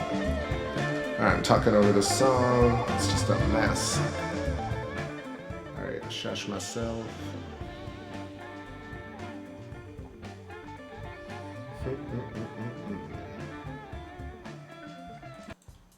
This is a cool one.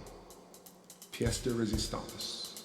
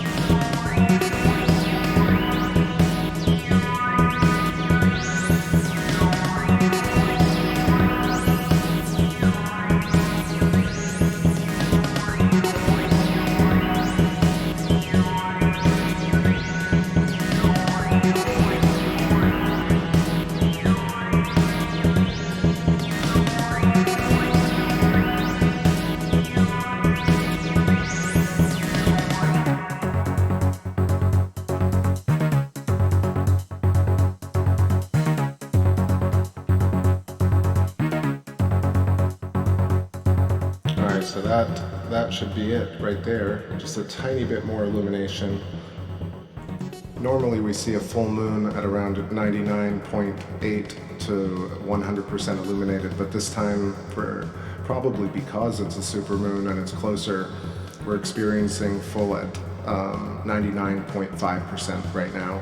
So this is the tick over where I guess the phase of the moon is counted as full. So that just happened, and it just added a little more to the surface that we can see at the very bottom of the bottom left of your screen. Got the moon altitude right now at 37 degrees. Time is 8:15 p.m. Eastern. What's up, Michigan? 921 Virgo, how you doing? Happy full moon.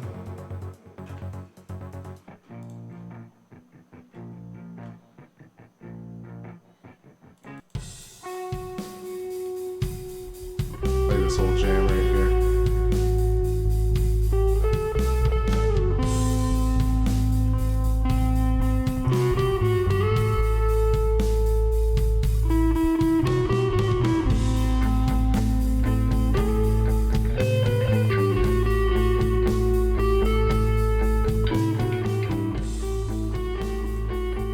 Soul Taker, checking in from DC. Shout out DC.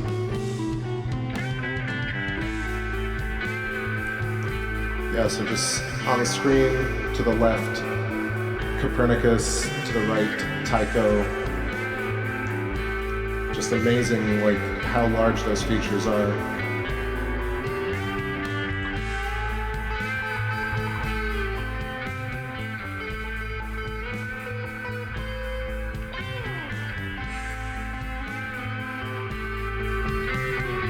I'll let this play.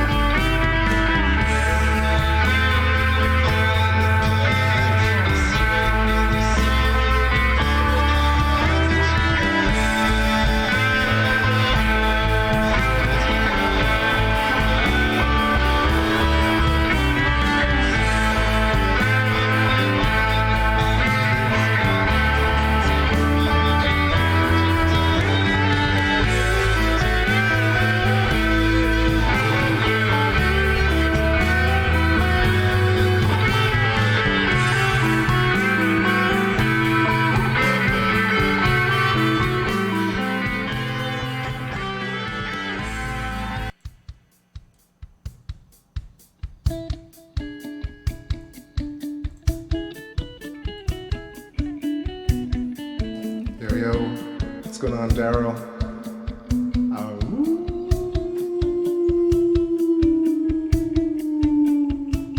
We got some tunes. That was a old jam. This is also an old jam actually. But I've just been trying to organize these tracks, and at some point release them all into the world. It's just such a gorgeous sight tonight. Especially this region to the top.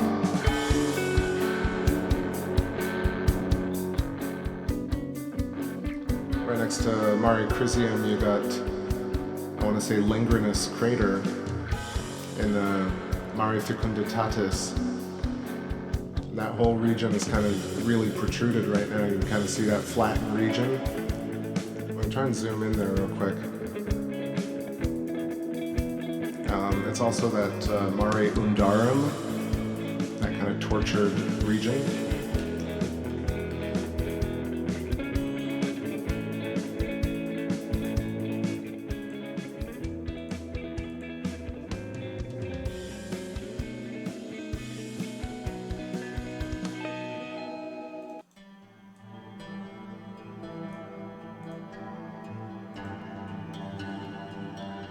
Man, sounds cold, Daryl. Dang.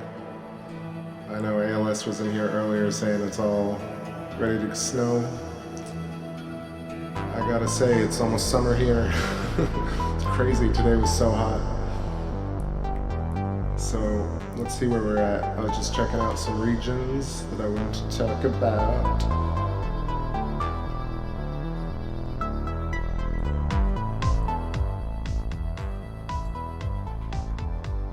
Old school grooves. Alright, let's focus up here near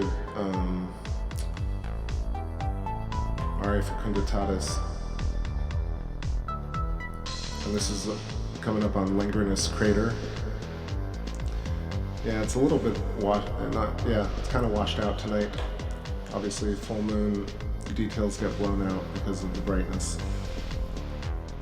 But still, if we let it resolve for a moment, can make out all what really look like those kind of ice cracks in a way. You can see Messier A and B to the bottom left, the two little white craterlets, and Lingranus is the bright white crater about 100 kilometers in diameter, center of the screen right now. Left of it is what I was saying, I think Mare Undarum, sandwiched between Mare Crisium and I think there was one other region, but I'm not remembering it right now. We also got Proclus, looking at the same time very bright, but also quite sharp tonight, with a very noticeable 3-ray formation. Triforce, or actually, that's not a triforce, almost like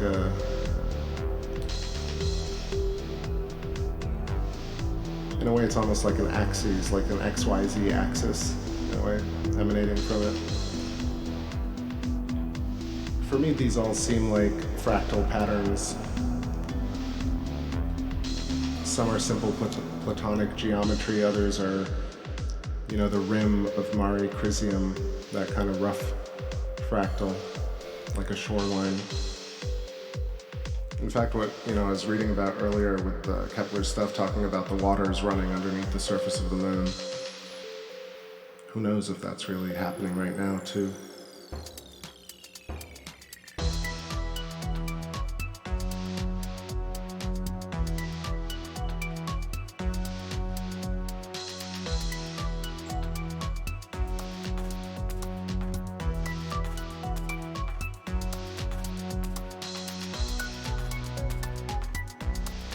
You get some nice periodolia on this particular one, where you see the region centered on the screen right now looking like a little question mark, and then kind of a little dog face to the bottom right of that, almost like a Falcor type.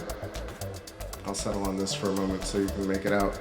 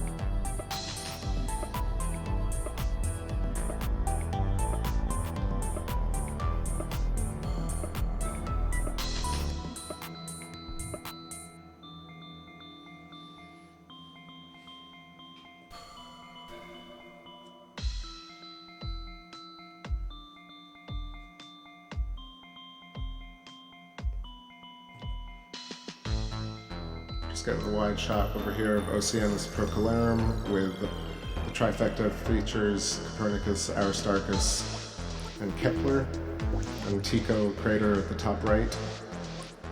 Almost looks like it stretches right into Kepler, and then gets cut off by this kind of dark region. Let's zoom in on that portion. There's something actually very fascinating that I think I want to try and share with y'all and see if we can make it out. Because I feel like there are these duplicate geometric shapes that are happening. I need to, yeah, this is a little bit more chill. Yeah, so I mean, Mary says, so then it must be some form of crystals, or of crystal. So just in my limited understanding of crystals, it seems like things have a hexagonal structure in a molecular form, and because based on this type of geometry, that's why we have these forms in nature on larger scales and at the smallest scale. And the idea that fractals are basically organized at one level and then randomness at another level and then organized at another level is this magnification and scaling up and down in the universe in fractal patterns that somehow seem, you know, like platonic shapes at one level and then seem like rough coastlines at another. And so if you've ever seen one of those Mandelbrot fractals, you kind of see that if you squint, you can create larger shapes out of what is essentially rough patterns. So that's, I think, what we're seeing on the moon to some degree. And there are these features right here, so I'm going to zoom in.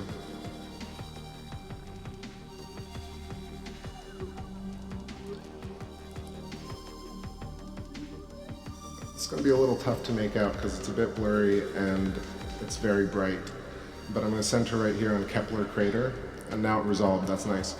So you can see the detail on Kepler crater, but if you look at the region around Kepler, it kind of creates this, what looks like an ellipse, or basically like an eye shape in a way, like a human eye, or an eye. And at the center is Kepler in an iris, in a way, radiating outwards. And then if you kind of observe the whole shape, that's almost like a mouth shape or an eye shape. It's just essentially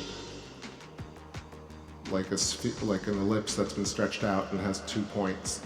You know, and it's a little bit rough at the bottom, but it surrounds Kepler crater right now. But if you notice that shape and then you look to the top right, you'll kind of see this dark region that almost mirrors that eye-lit shape. I know it's a little bit hard to make out, but it's a bit darker, and you can kind of see the ridges of the small mountains make out the elliptical shape. I'm going to try and zoom out again so you can, it's a tough thing to notice right here. I think we'll probably have to do it at a different phase of the moon.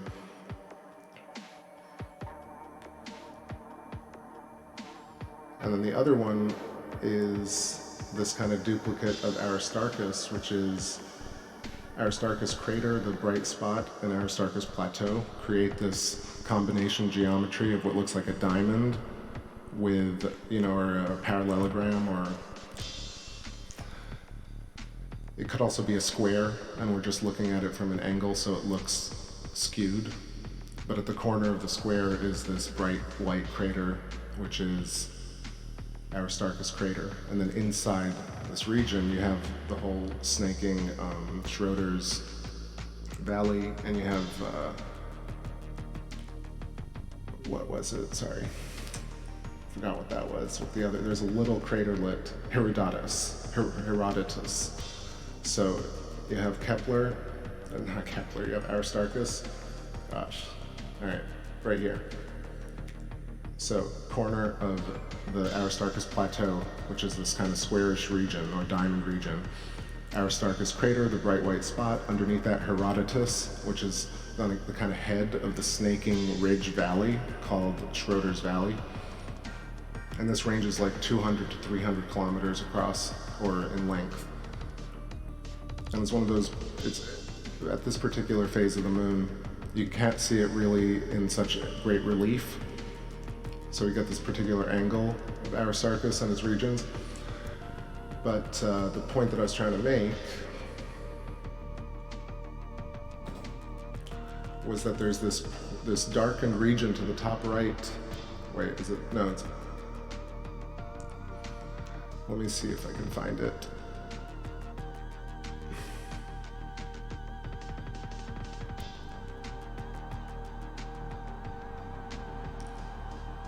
Yeah, so I saw it in one of my other videos, which was a waning 23% crescent. So it's this region right here to what is now the bottom right. And you can faintly make it out, but essentially it almost looks like an indentation of the whole formation of the Aristarchus parallelogram with the corner. So right in the center of your screen, you'll see this darkened depression, and essentially the center of this orange box. Let me zoom in one more time. It is really hard to make out. Trying to do the impossible here. But anyway, at some point, I'll have to stream it, or y'all can check out one of my waning crescent phases, and you'll see Aristarchus and kind of its mirror image done in darkness underneath the ground to its bottom right, or top right at that time. And it happens, and I happened to notice it tonight with Kepler too. Kepler almost having a shadow. You can kind of see it right here. Anyway, maybe I'm rambling. Daryl says Herodotus and Schroeder's Valley looks like a big sperm. It really does. It really does. And it doesn't help that Schroeder reminds me of scrotum, so always a tongue twister. It's very pre-Vulvan. It's very funny, the audiobook of the Kepler Somnium thing that I heard was done with one of those translating bots that was trying to read pre-vulva, and it just kept saying vulva over and over again, and it was just really distracting, almost impossible to really follow. So I hope I didn't do it too much tonight. Vulva. All right, let's go back to the wide shot here. I think I'm losing it because of the windowsill at this point. But I've been going for like more than a couple hours now. So I'm gonna let the moon run to the top and then call it a night. Let y'all get back to your businesses. What's up? AJ, how's it going? Right, Daryl?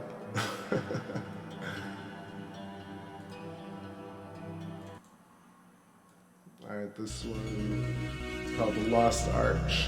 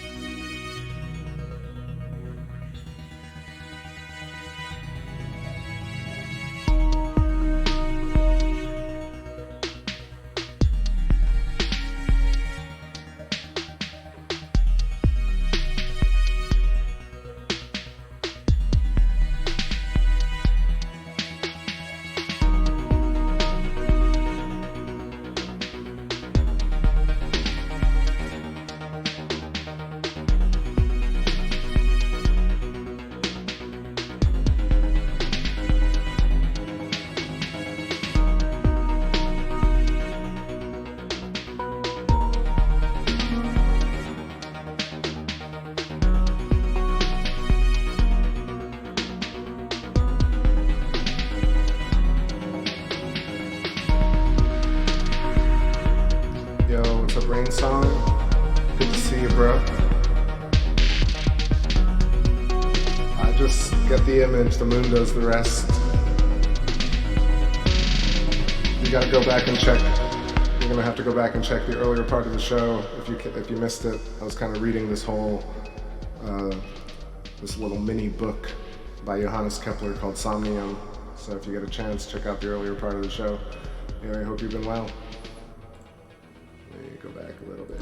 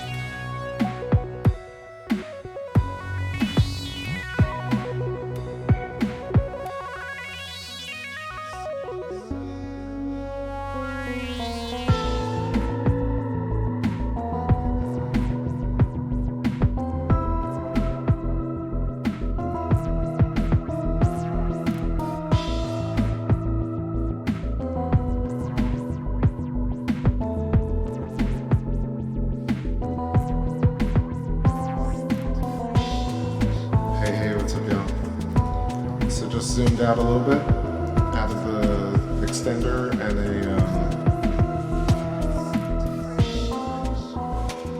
a sky glow filter, an IR cut. So it just cuts out some of the frequencies that the moon is shipping to us via magnetic currents. And at a certain level it kind of gets blown out, but this is a nice balance and you can kind of see different features. Not much clearer, I think, but definitely interesting. So at the very top of the screen is the windowsill, so you're going to get a little bit of manufactured eclipsing right here, look. It was so crazy last month during that lunar eclipse. It was amazing that we was able to catch it. Middle of winter. And now we got a supermoon, the second supermoon of the year. I believe. Yo, what's up, Rockstar? How you doing? Mary says, are there any true images of Earth as we see images of the moon? You know, I think there are, taken with certain types of lenses. But, yeah, I mean, I can get into that topic, but it's a deeper topic.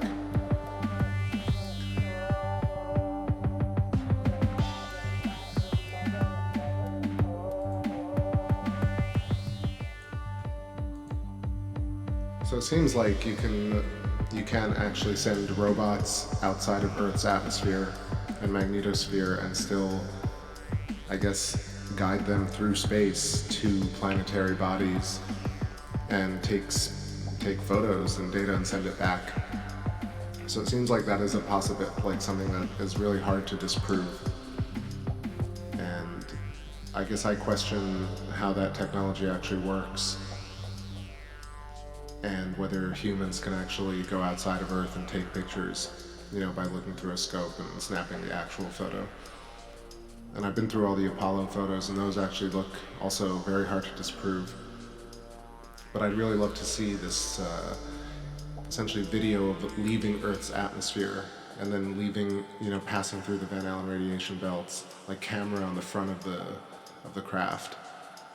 That would be really amazing to see.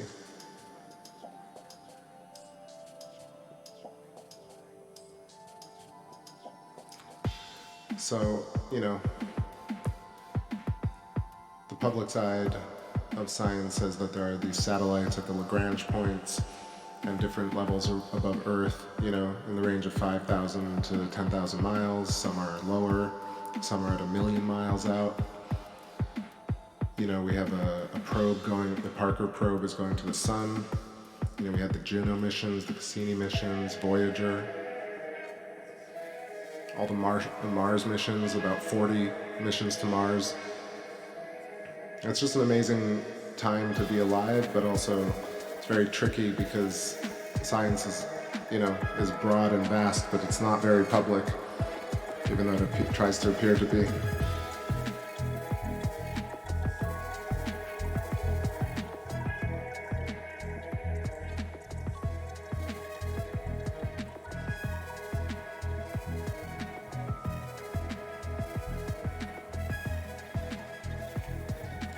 I mean, there are shots, you know, I don't think it's impossible to get up to a certain altitude in a craft of some sort, even in public technology, public sector technology. There are craft that can go up 200 miles, 250, 300 miles.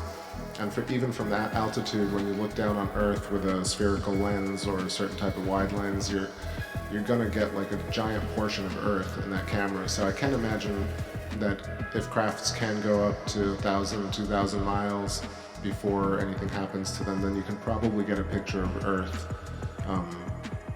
as we see it in those images, without necessarily having to be 1,000,000 miles out. I think possibly at 5,000 to 10,000, if that's even possible, then you can take these pictures. The other side of it is that all the technology is real and it works in mysterious ways.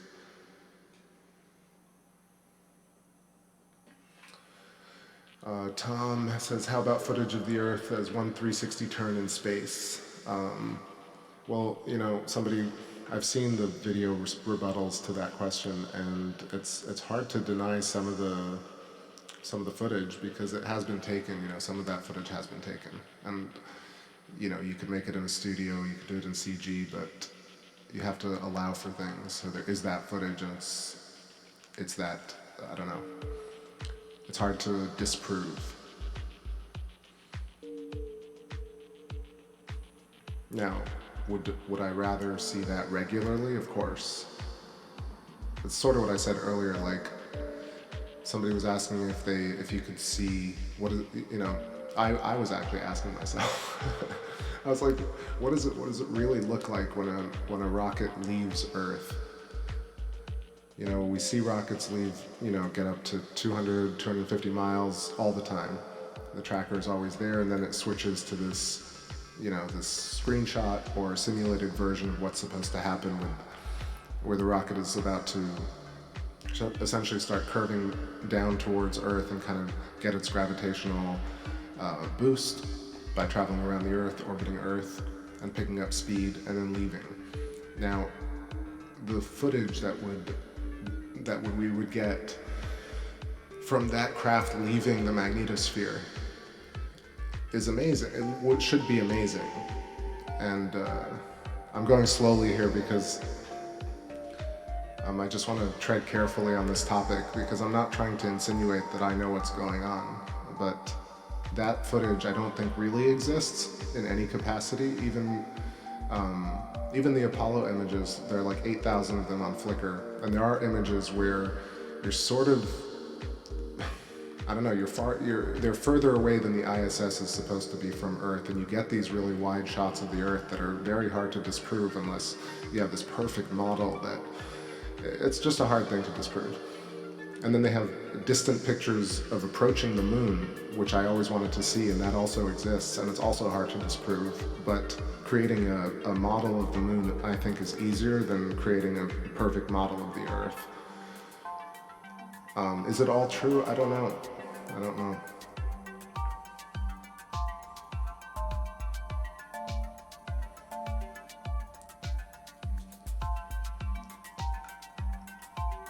So, really, in realistic terms, that footage of leaving the magnetosphere and the atmosphere and all the different layers that surround Earth and then popping somehow through this boundary that separates Earth from what is perceived as dark matter but really is the ether or plasma, which is invisible to the naked eye but basically surrounds and holds Earth in place. And so this is the idea of counter space. So what happens, you know, the idea behind satellites anyway is really that you send them to a certain altitude that's called a null zone. A null zone, right between two energetic layers of magnetism, where there's no what's perceived as a gravitational pull. So they get into this null zone, and they, you know, the proverbial they, can float in between these two gravitational or magnetic layers, the sheath. So this, you know, this coincides with the electric universe view of the cellular onion-skinned Earth with these emanating layers that, and are kind of like, it's the cell Earth concept in a way, you know, so quasars and galaxies and planets and us and bacteria and particles are all really just manifestations of the same patterns over and over again. And so, but anyway, in realistic terms, we have all these, like we have 40 missions to Mars, and there's really almost no footage available publicly of leaving the Earth's atmosphere and going to Mars. And of course, the common excuse is, well, we didn't build the craft to take footage of going to Mars. But I think out of 40 missions, one of them should have made that their, you know, primary objective was, what does it look like to leave Earth's atmosphere and go to Mars? That footage is, you know, debatably some of the most important footage that mankind could possibly see. That's my latest kind of thinking about space. And the other thing is that if space travel really doesn't rely on thermal emissions and fuel, and it actually relies on frequency and magnetism, then I think maybe a lot of these missions are actually totally possible. Now, if you want to hypothesize about like what would happen, maybe why we don't have footage of us leaving the atmosphere or the magnetopause of Earth, possibly radiation, possibly the visuals in space just disappear because there's no atmosphere at all to look at them through, and it's just either awash in light or pure darkness. In a way, like the data points to pure darkness. All the moon photos from all these missions seem to never have stars in the background, even though some of them do, some of them actually do, but you'd think that in a leaving the Earth's atmosphere and into that blackness of space, that you'd see space in this fantastic way with all the planets and especially with instruments on board that could take these pictures. So that's what I think would be very interesting to see. What's up, Copper Trops? How you doing? Good to see you.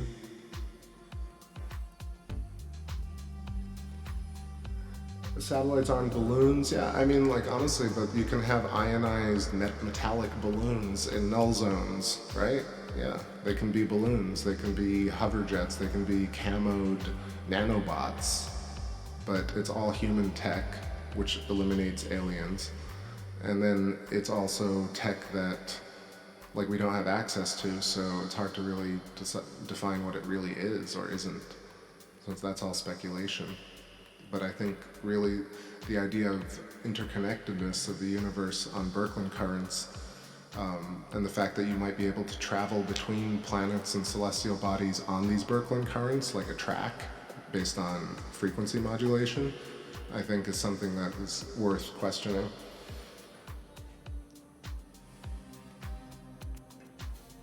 Hiya, hiya, hiya. So prefab eclipse right here. No eclipse, guys, just the windowsill, and still got this IR cut filter in here, just chilling out to some more tunes. And then I have the 8-inch scope right nearby, so I could probably run a little bit longer, chill with y'all. It's still early.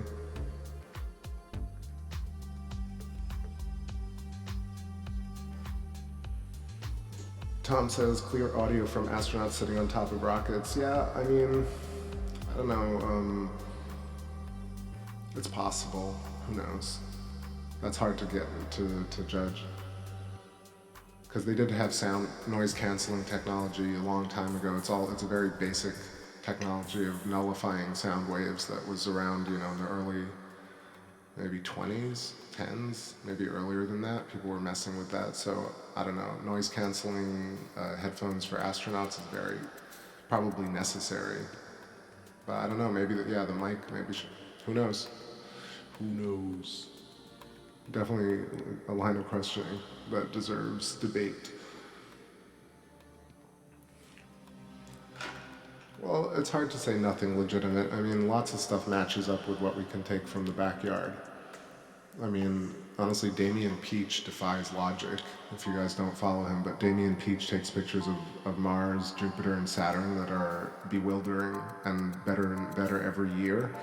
And it's stuff that I question, like, if you wanted to go down the conspiracy rabbit hole, then you'd wonder, like, can we take pictures of Saturn that look like they're taken from Cassini from Earth?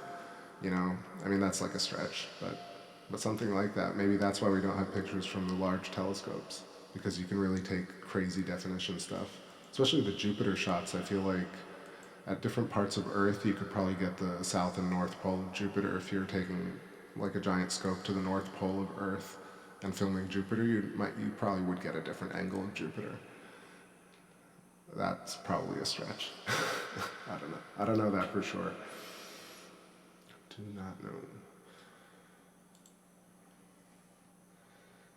Finding some tune right here.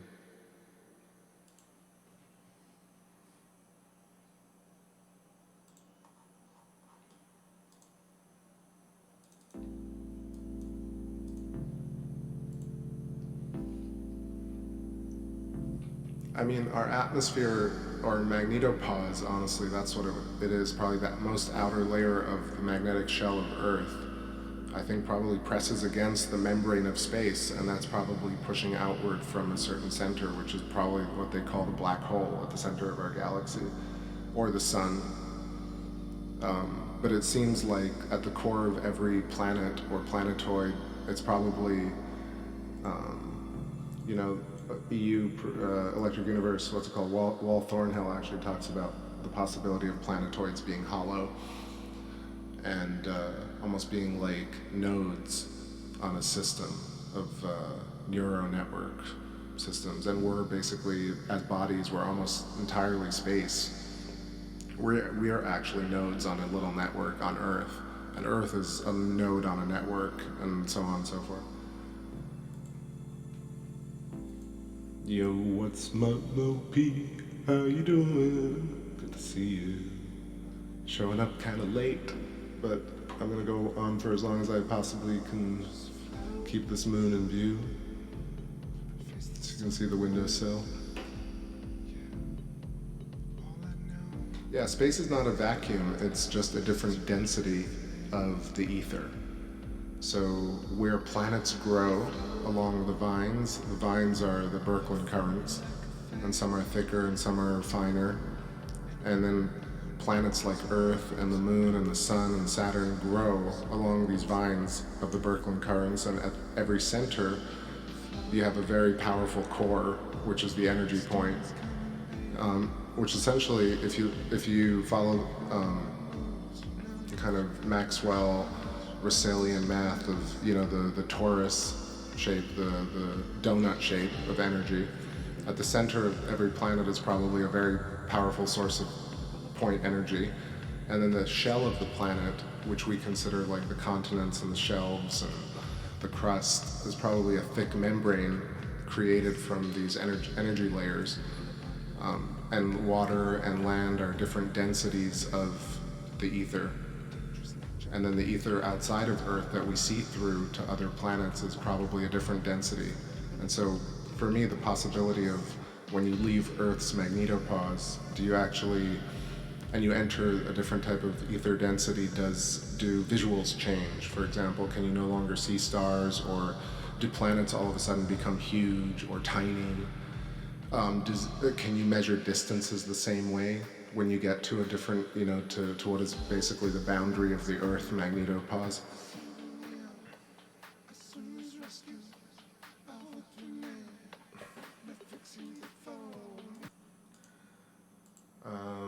What's going on in the chat? Mainstream got rid of the ether.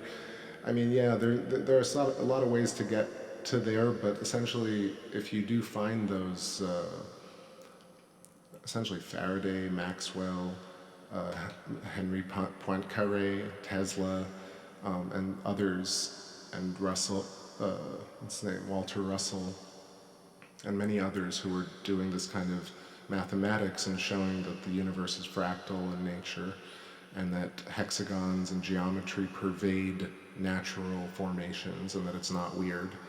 And you can define it by numbers, and you can also define our species by the symmetry of the numbers and the energy shapes. And it all really comes back to the same point, which is densities, energy, platonic shapes like donuts and spheres and cubes. That's sort of the promise of interconnectedness. Well, you know, water is a different density, you know?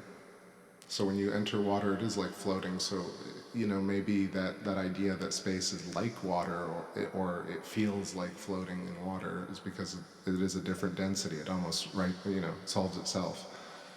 So it doesn't necessarily have to be liquid, as we know, oxygen and hydrogen to mix and create, and other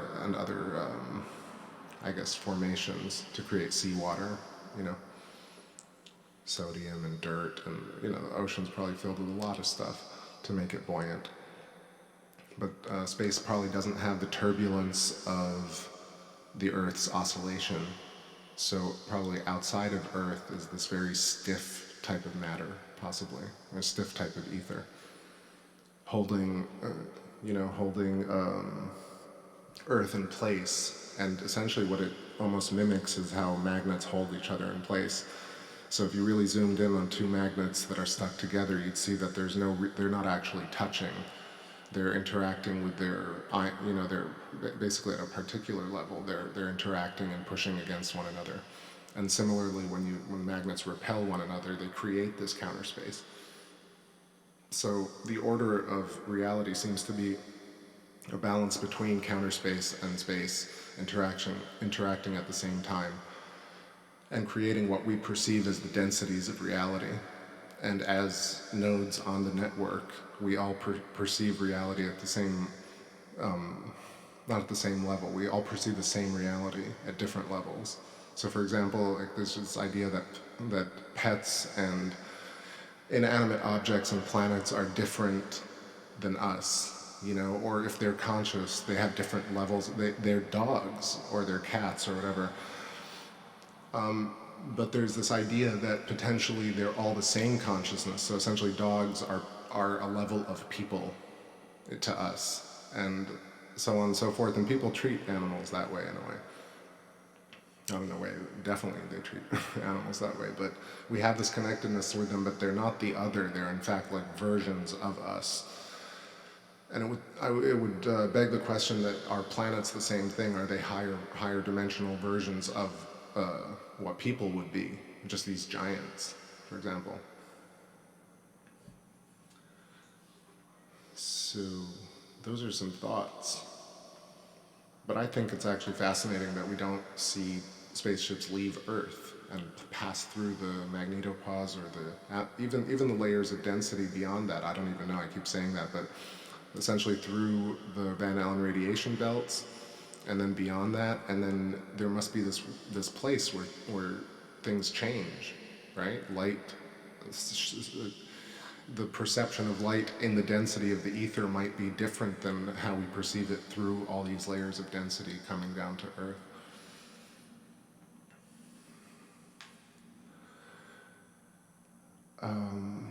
So, talking, time to put on a song. And kisses to the Black Lab. Thanks, Smopy, I appreciate it. I do. Whoa, keep it low.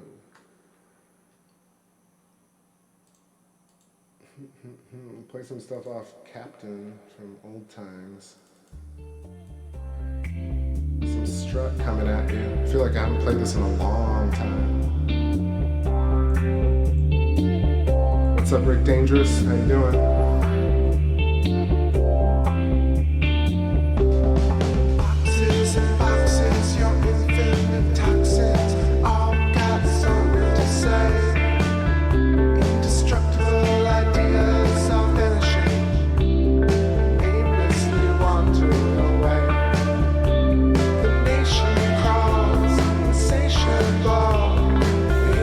Your nighttime activities, your liberties.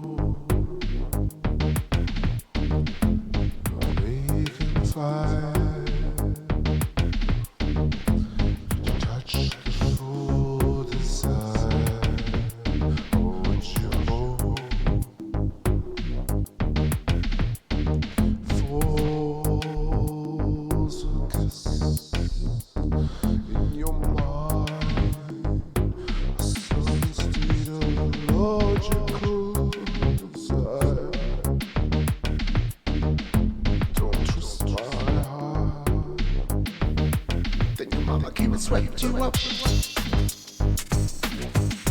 get married, your high school love. Man, you want some kids or something? 'Cause I never had that in me. But mama, I've been waiting for you so long. Yeah, you traveled across the seas for me, and then you left me crawling on Amsterdam beaches, waiting on the hotel floor for you. Then your mama came and swept you up. Then you went and married your high school lover.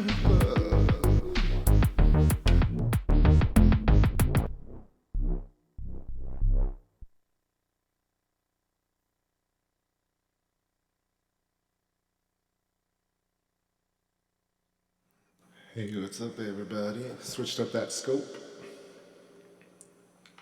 Alright, and it's as close as it can, so there's another 20 minutes. Looking nice still on the Nexstar 8. Still pretty good.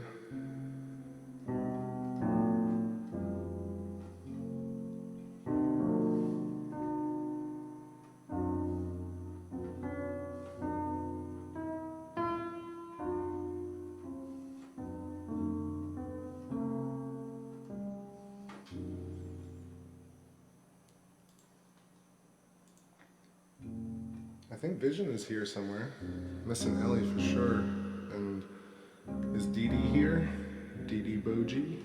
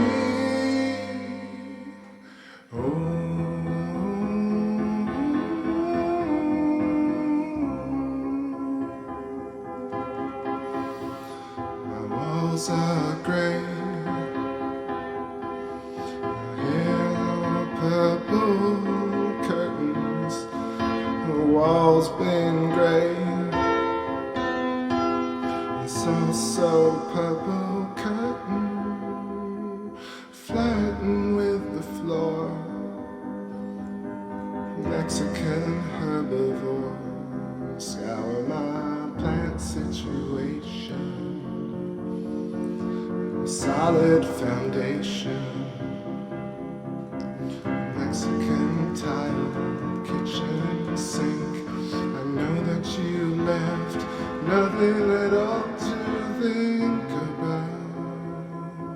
It's all imaginary, Mary. It's all imaginary, Mary. Like your stone cold luminary freaks that march on the beach with their legs tucked between car memory. All right, slipping down.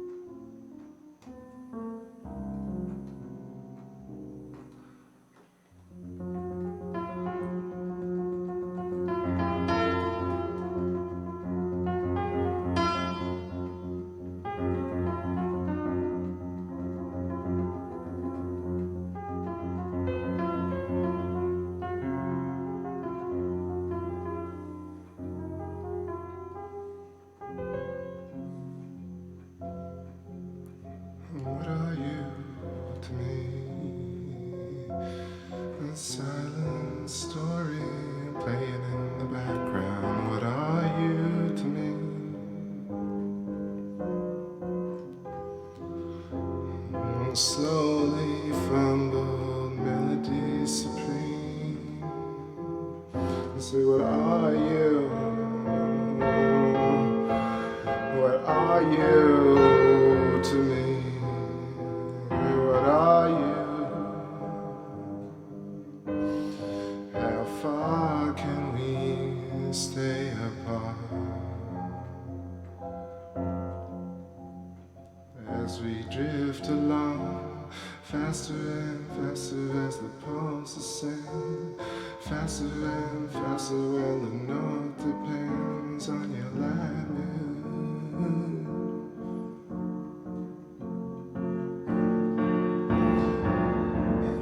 Press on your livelihood.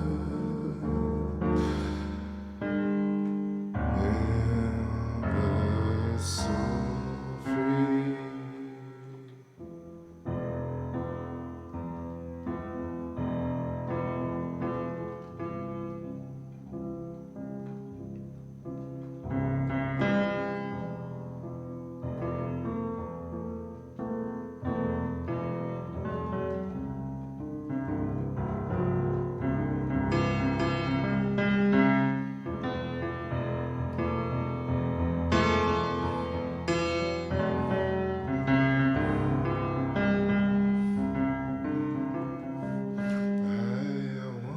Through the stream, fly away from my sinking body.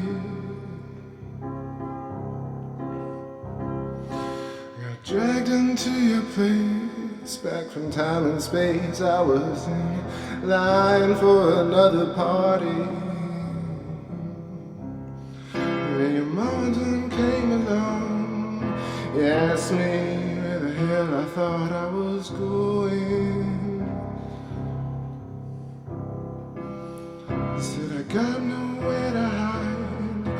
Nothing sounds pretty good to me. I'm staying with that dream I make believe. In the light of the moon come down. Pretty mama, don't make him come round. In the depth of your frequency style. Don't make them come round.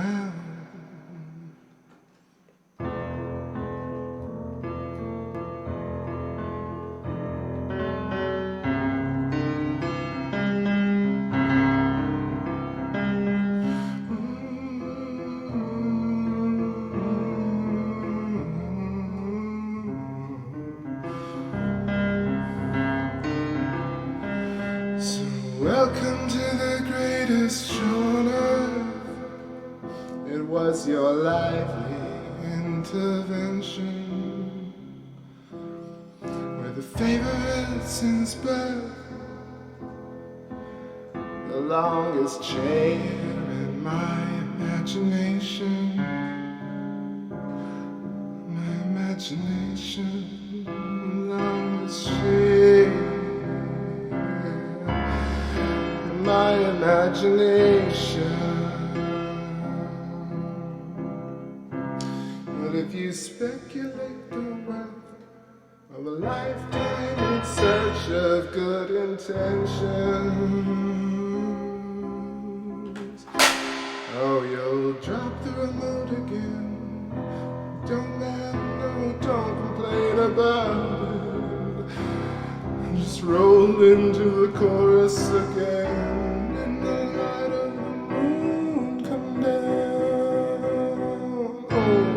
Pretty mama, don't make them come round.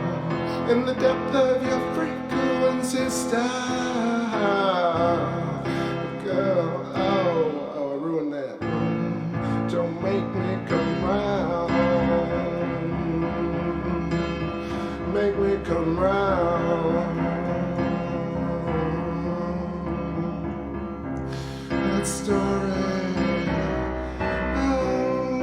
Story, make believe. Oh, that story, don't make believe.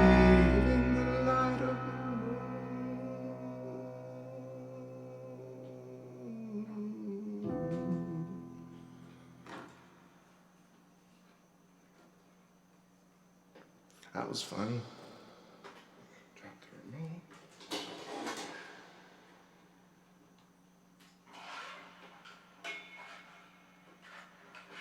Welcome back to me, remote. Moon is looking really nice. Feeling quite lucky to get such great visuals all the time. Not all the time, but when it's time. When we get some time together. How's everybody doing in the chat? Feels like it's really late, but it's not. It's only 9:20, 9:25. Going through a few tunes right here.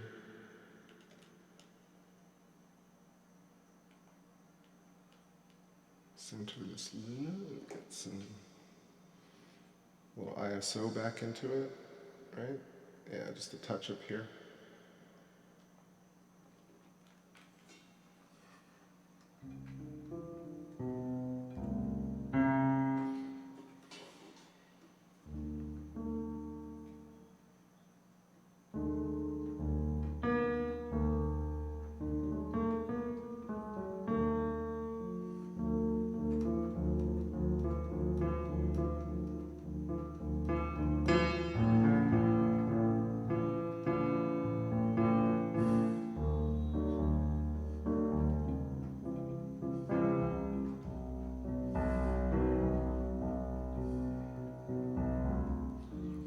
I left home at 17. I couldn't tell you I was living the dream.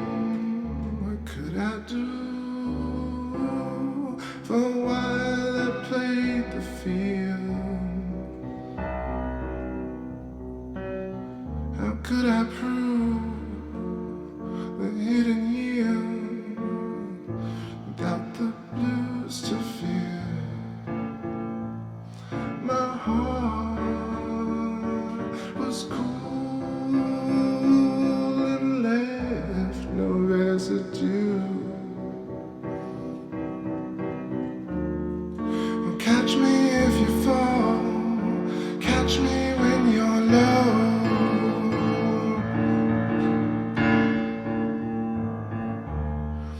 The moon goes high enough, like friends you used to know. Friends you used to know. Catch me if you fall, catch me when you're low.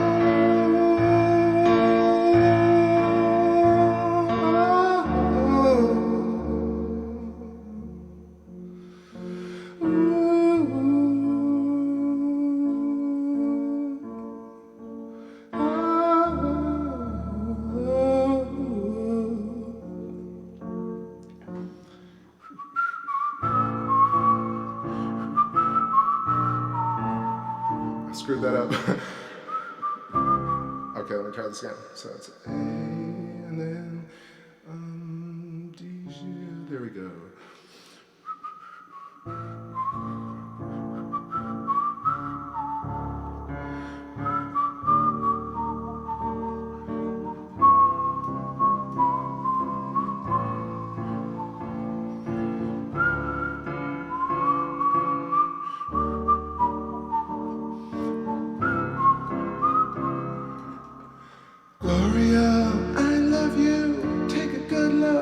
It's a simulation. Wake up in solitary. Wake up, it's imaginary. Oh man, don't you know your life is worth more than this? Yeah. What would you have me do? It's simulation. Wake up, it's January, man, don't you know your life is worth more than this? Yeah. Oh, catch me if you fall, catch me if you're low.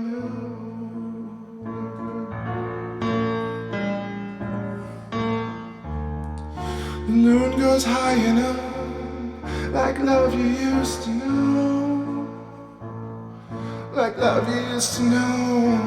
Oh, Just catch me if you're falling, and catch me when you're low. I almost hit that note. Catch me when you're low.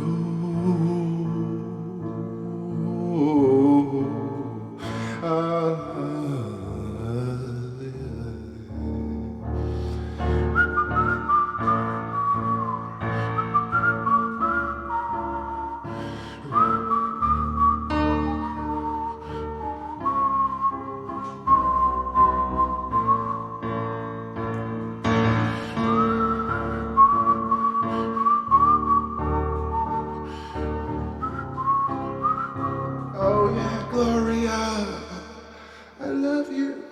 Take a good look. It's stimulation. It's stimulation. Gloria, I love you. Now take a good look. It's some stimulation. Stimulation. Would you catch me? Catch me, catch me, catch me, catch me.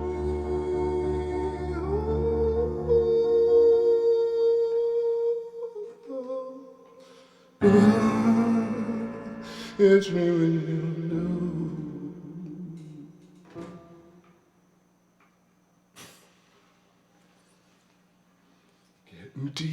Getting deep. That's fun. Trampling away at the keyboards. Hope y'all enjoyed that. That was Catch, dedicated to the regulars. And Mary, I know you love that one. Did you ask me before I played it, or exactly at the same time, or was that just a funny joke?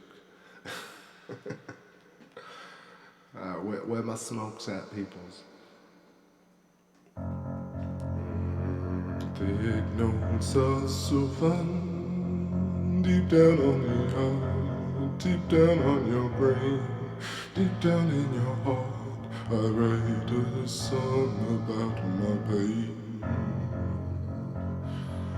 How low will we go? How low will we go? How low shall we wait while I multitask? I'll play it all with one hand on the trigger. Just taking one more pass, needle on the trigger. Borrowed across the land, I stole it away from your hand, and you know that you're mine. Now you know that you're mine.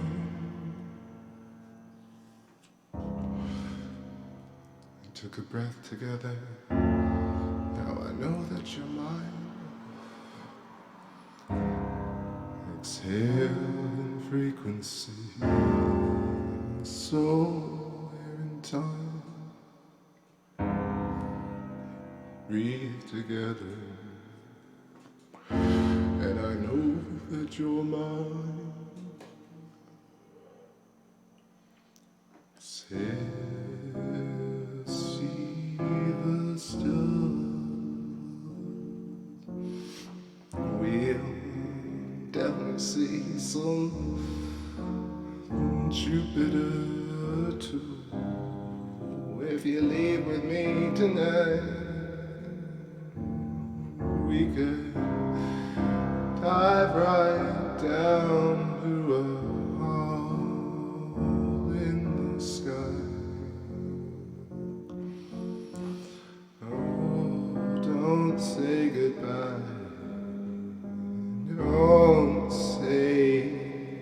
Don't take me with you up and up. Try to find melody. on the up and up.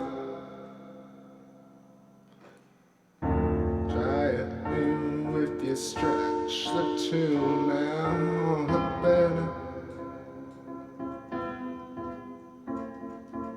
In the harshest time, will you lighten up my night? E major, I should go to G, shouldn't I? Alright, writing live.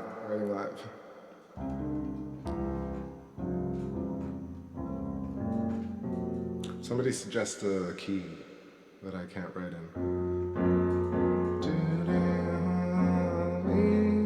Your face before as a comfort in your stream.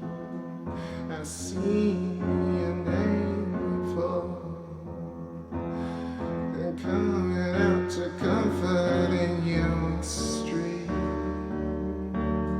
The smart individuals and hope up to dream.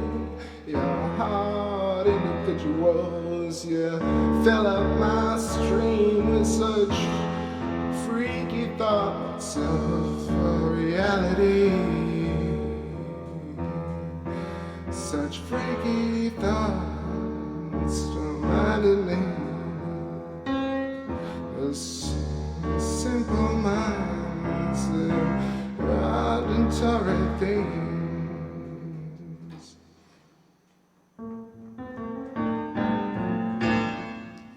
Prague. No, not Prague. Well, let me see if I can transcribe something off the cuff. Did the catch and the light, and let's do B minor.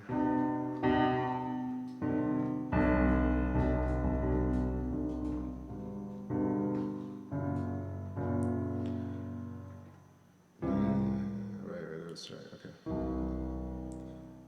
No, it's C sharp.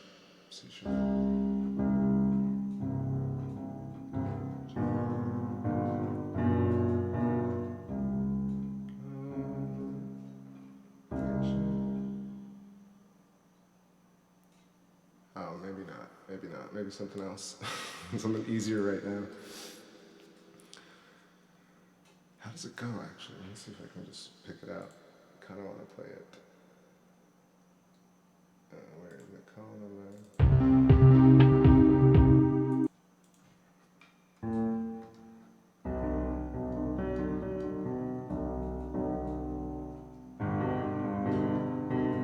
Said you come on my mind. What you gonna say? Said you come on my mind. And telling me you're late. Said you calling my mind. What you gonna say? Said you calling my mind. And what you gonna say? Said ancient lovers walking down the Tetris corners. No, that's wrong.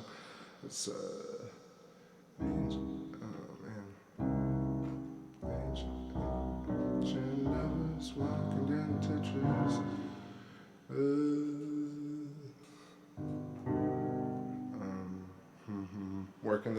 Working it out.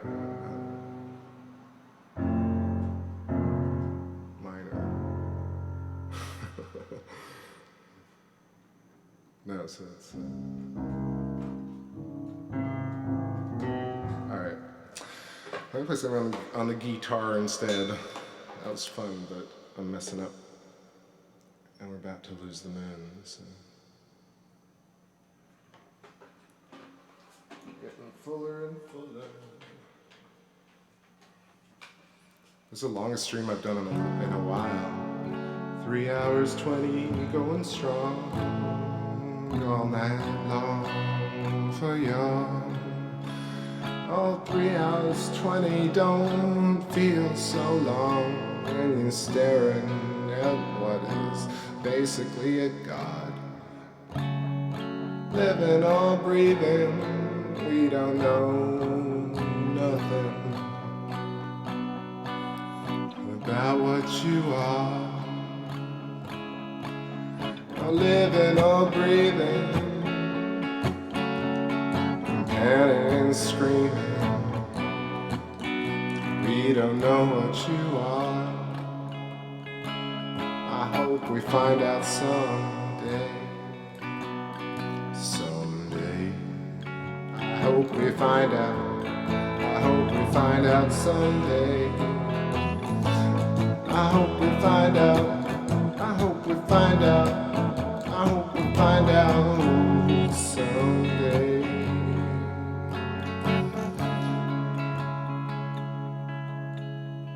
Who carved your face up? A race beyond my imaginations. Who broke your nose? Was it Tycho Brahe's drums? I got a story to tell about you. I got a history to catch up on. Conspiracy or two for you. But what you take me for? How you take me now? Or what you take me for? And how you take it now? Or what you take me for? And what you take me for?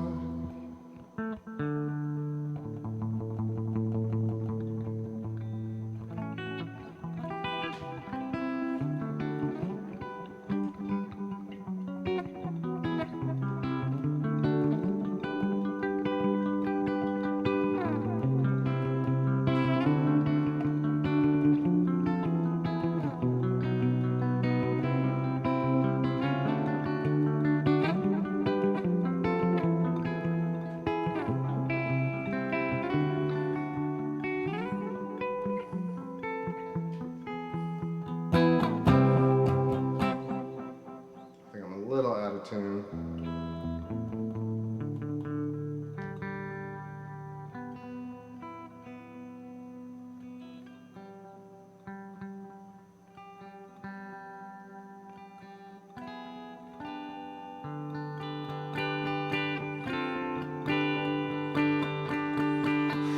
Gonna miss you. Follow my heart. Wanna kiss you, but we feel so far apart. Disturbing times, you know. All the shadows overflow. All we know now is gold. All we flow through the water so cold.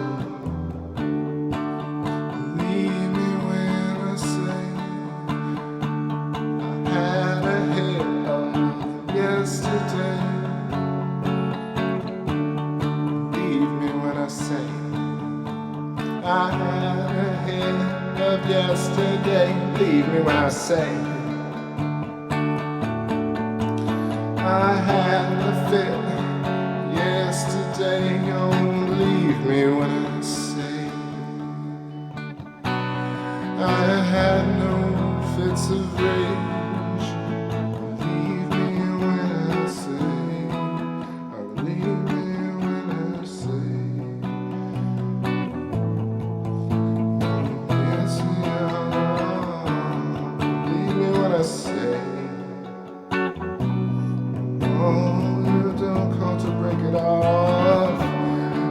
Leave me when I play. No time to shrug it off. No time to run amok.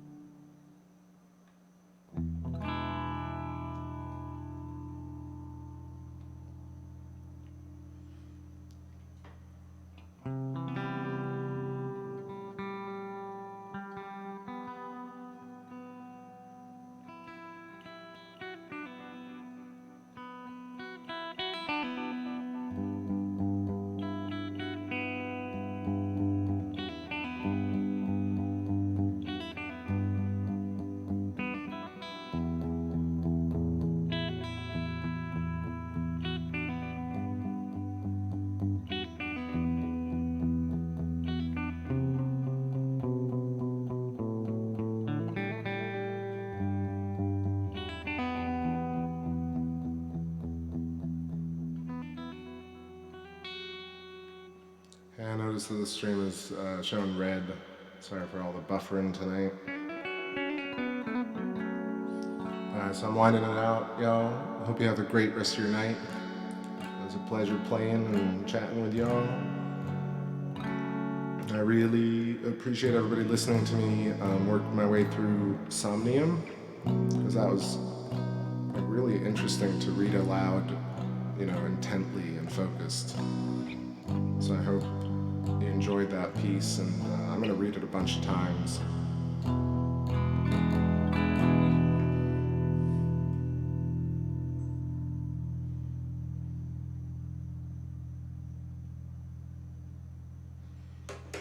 Did we lose it entirely already?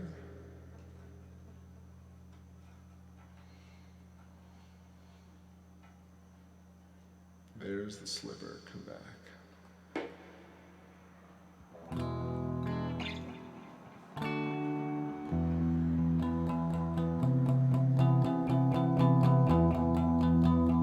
Thank you all for coming.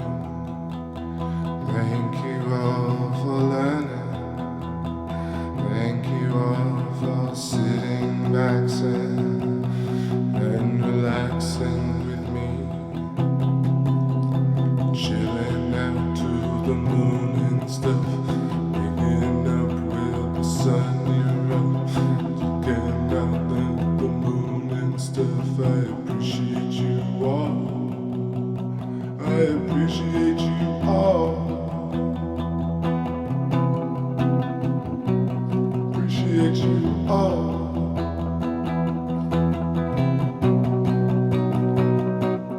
Appreciate you.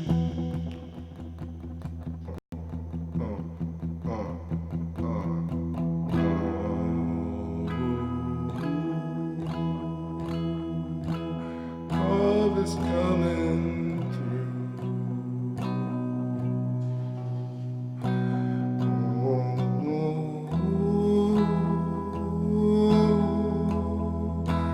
Love is coming through. Love is coming through.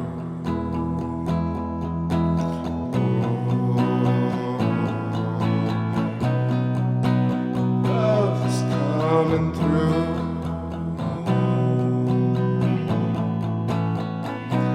Love is come through. Love is come. Love is come. Love is come for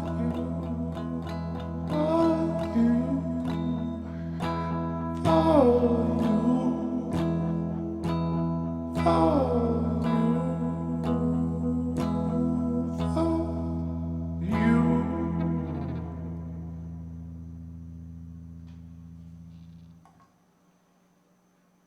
That's the show, y'all.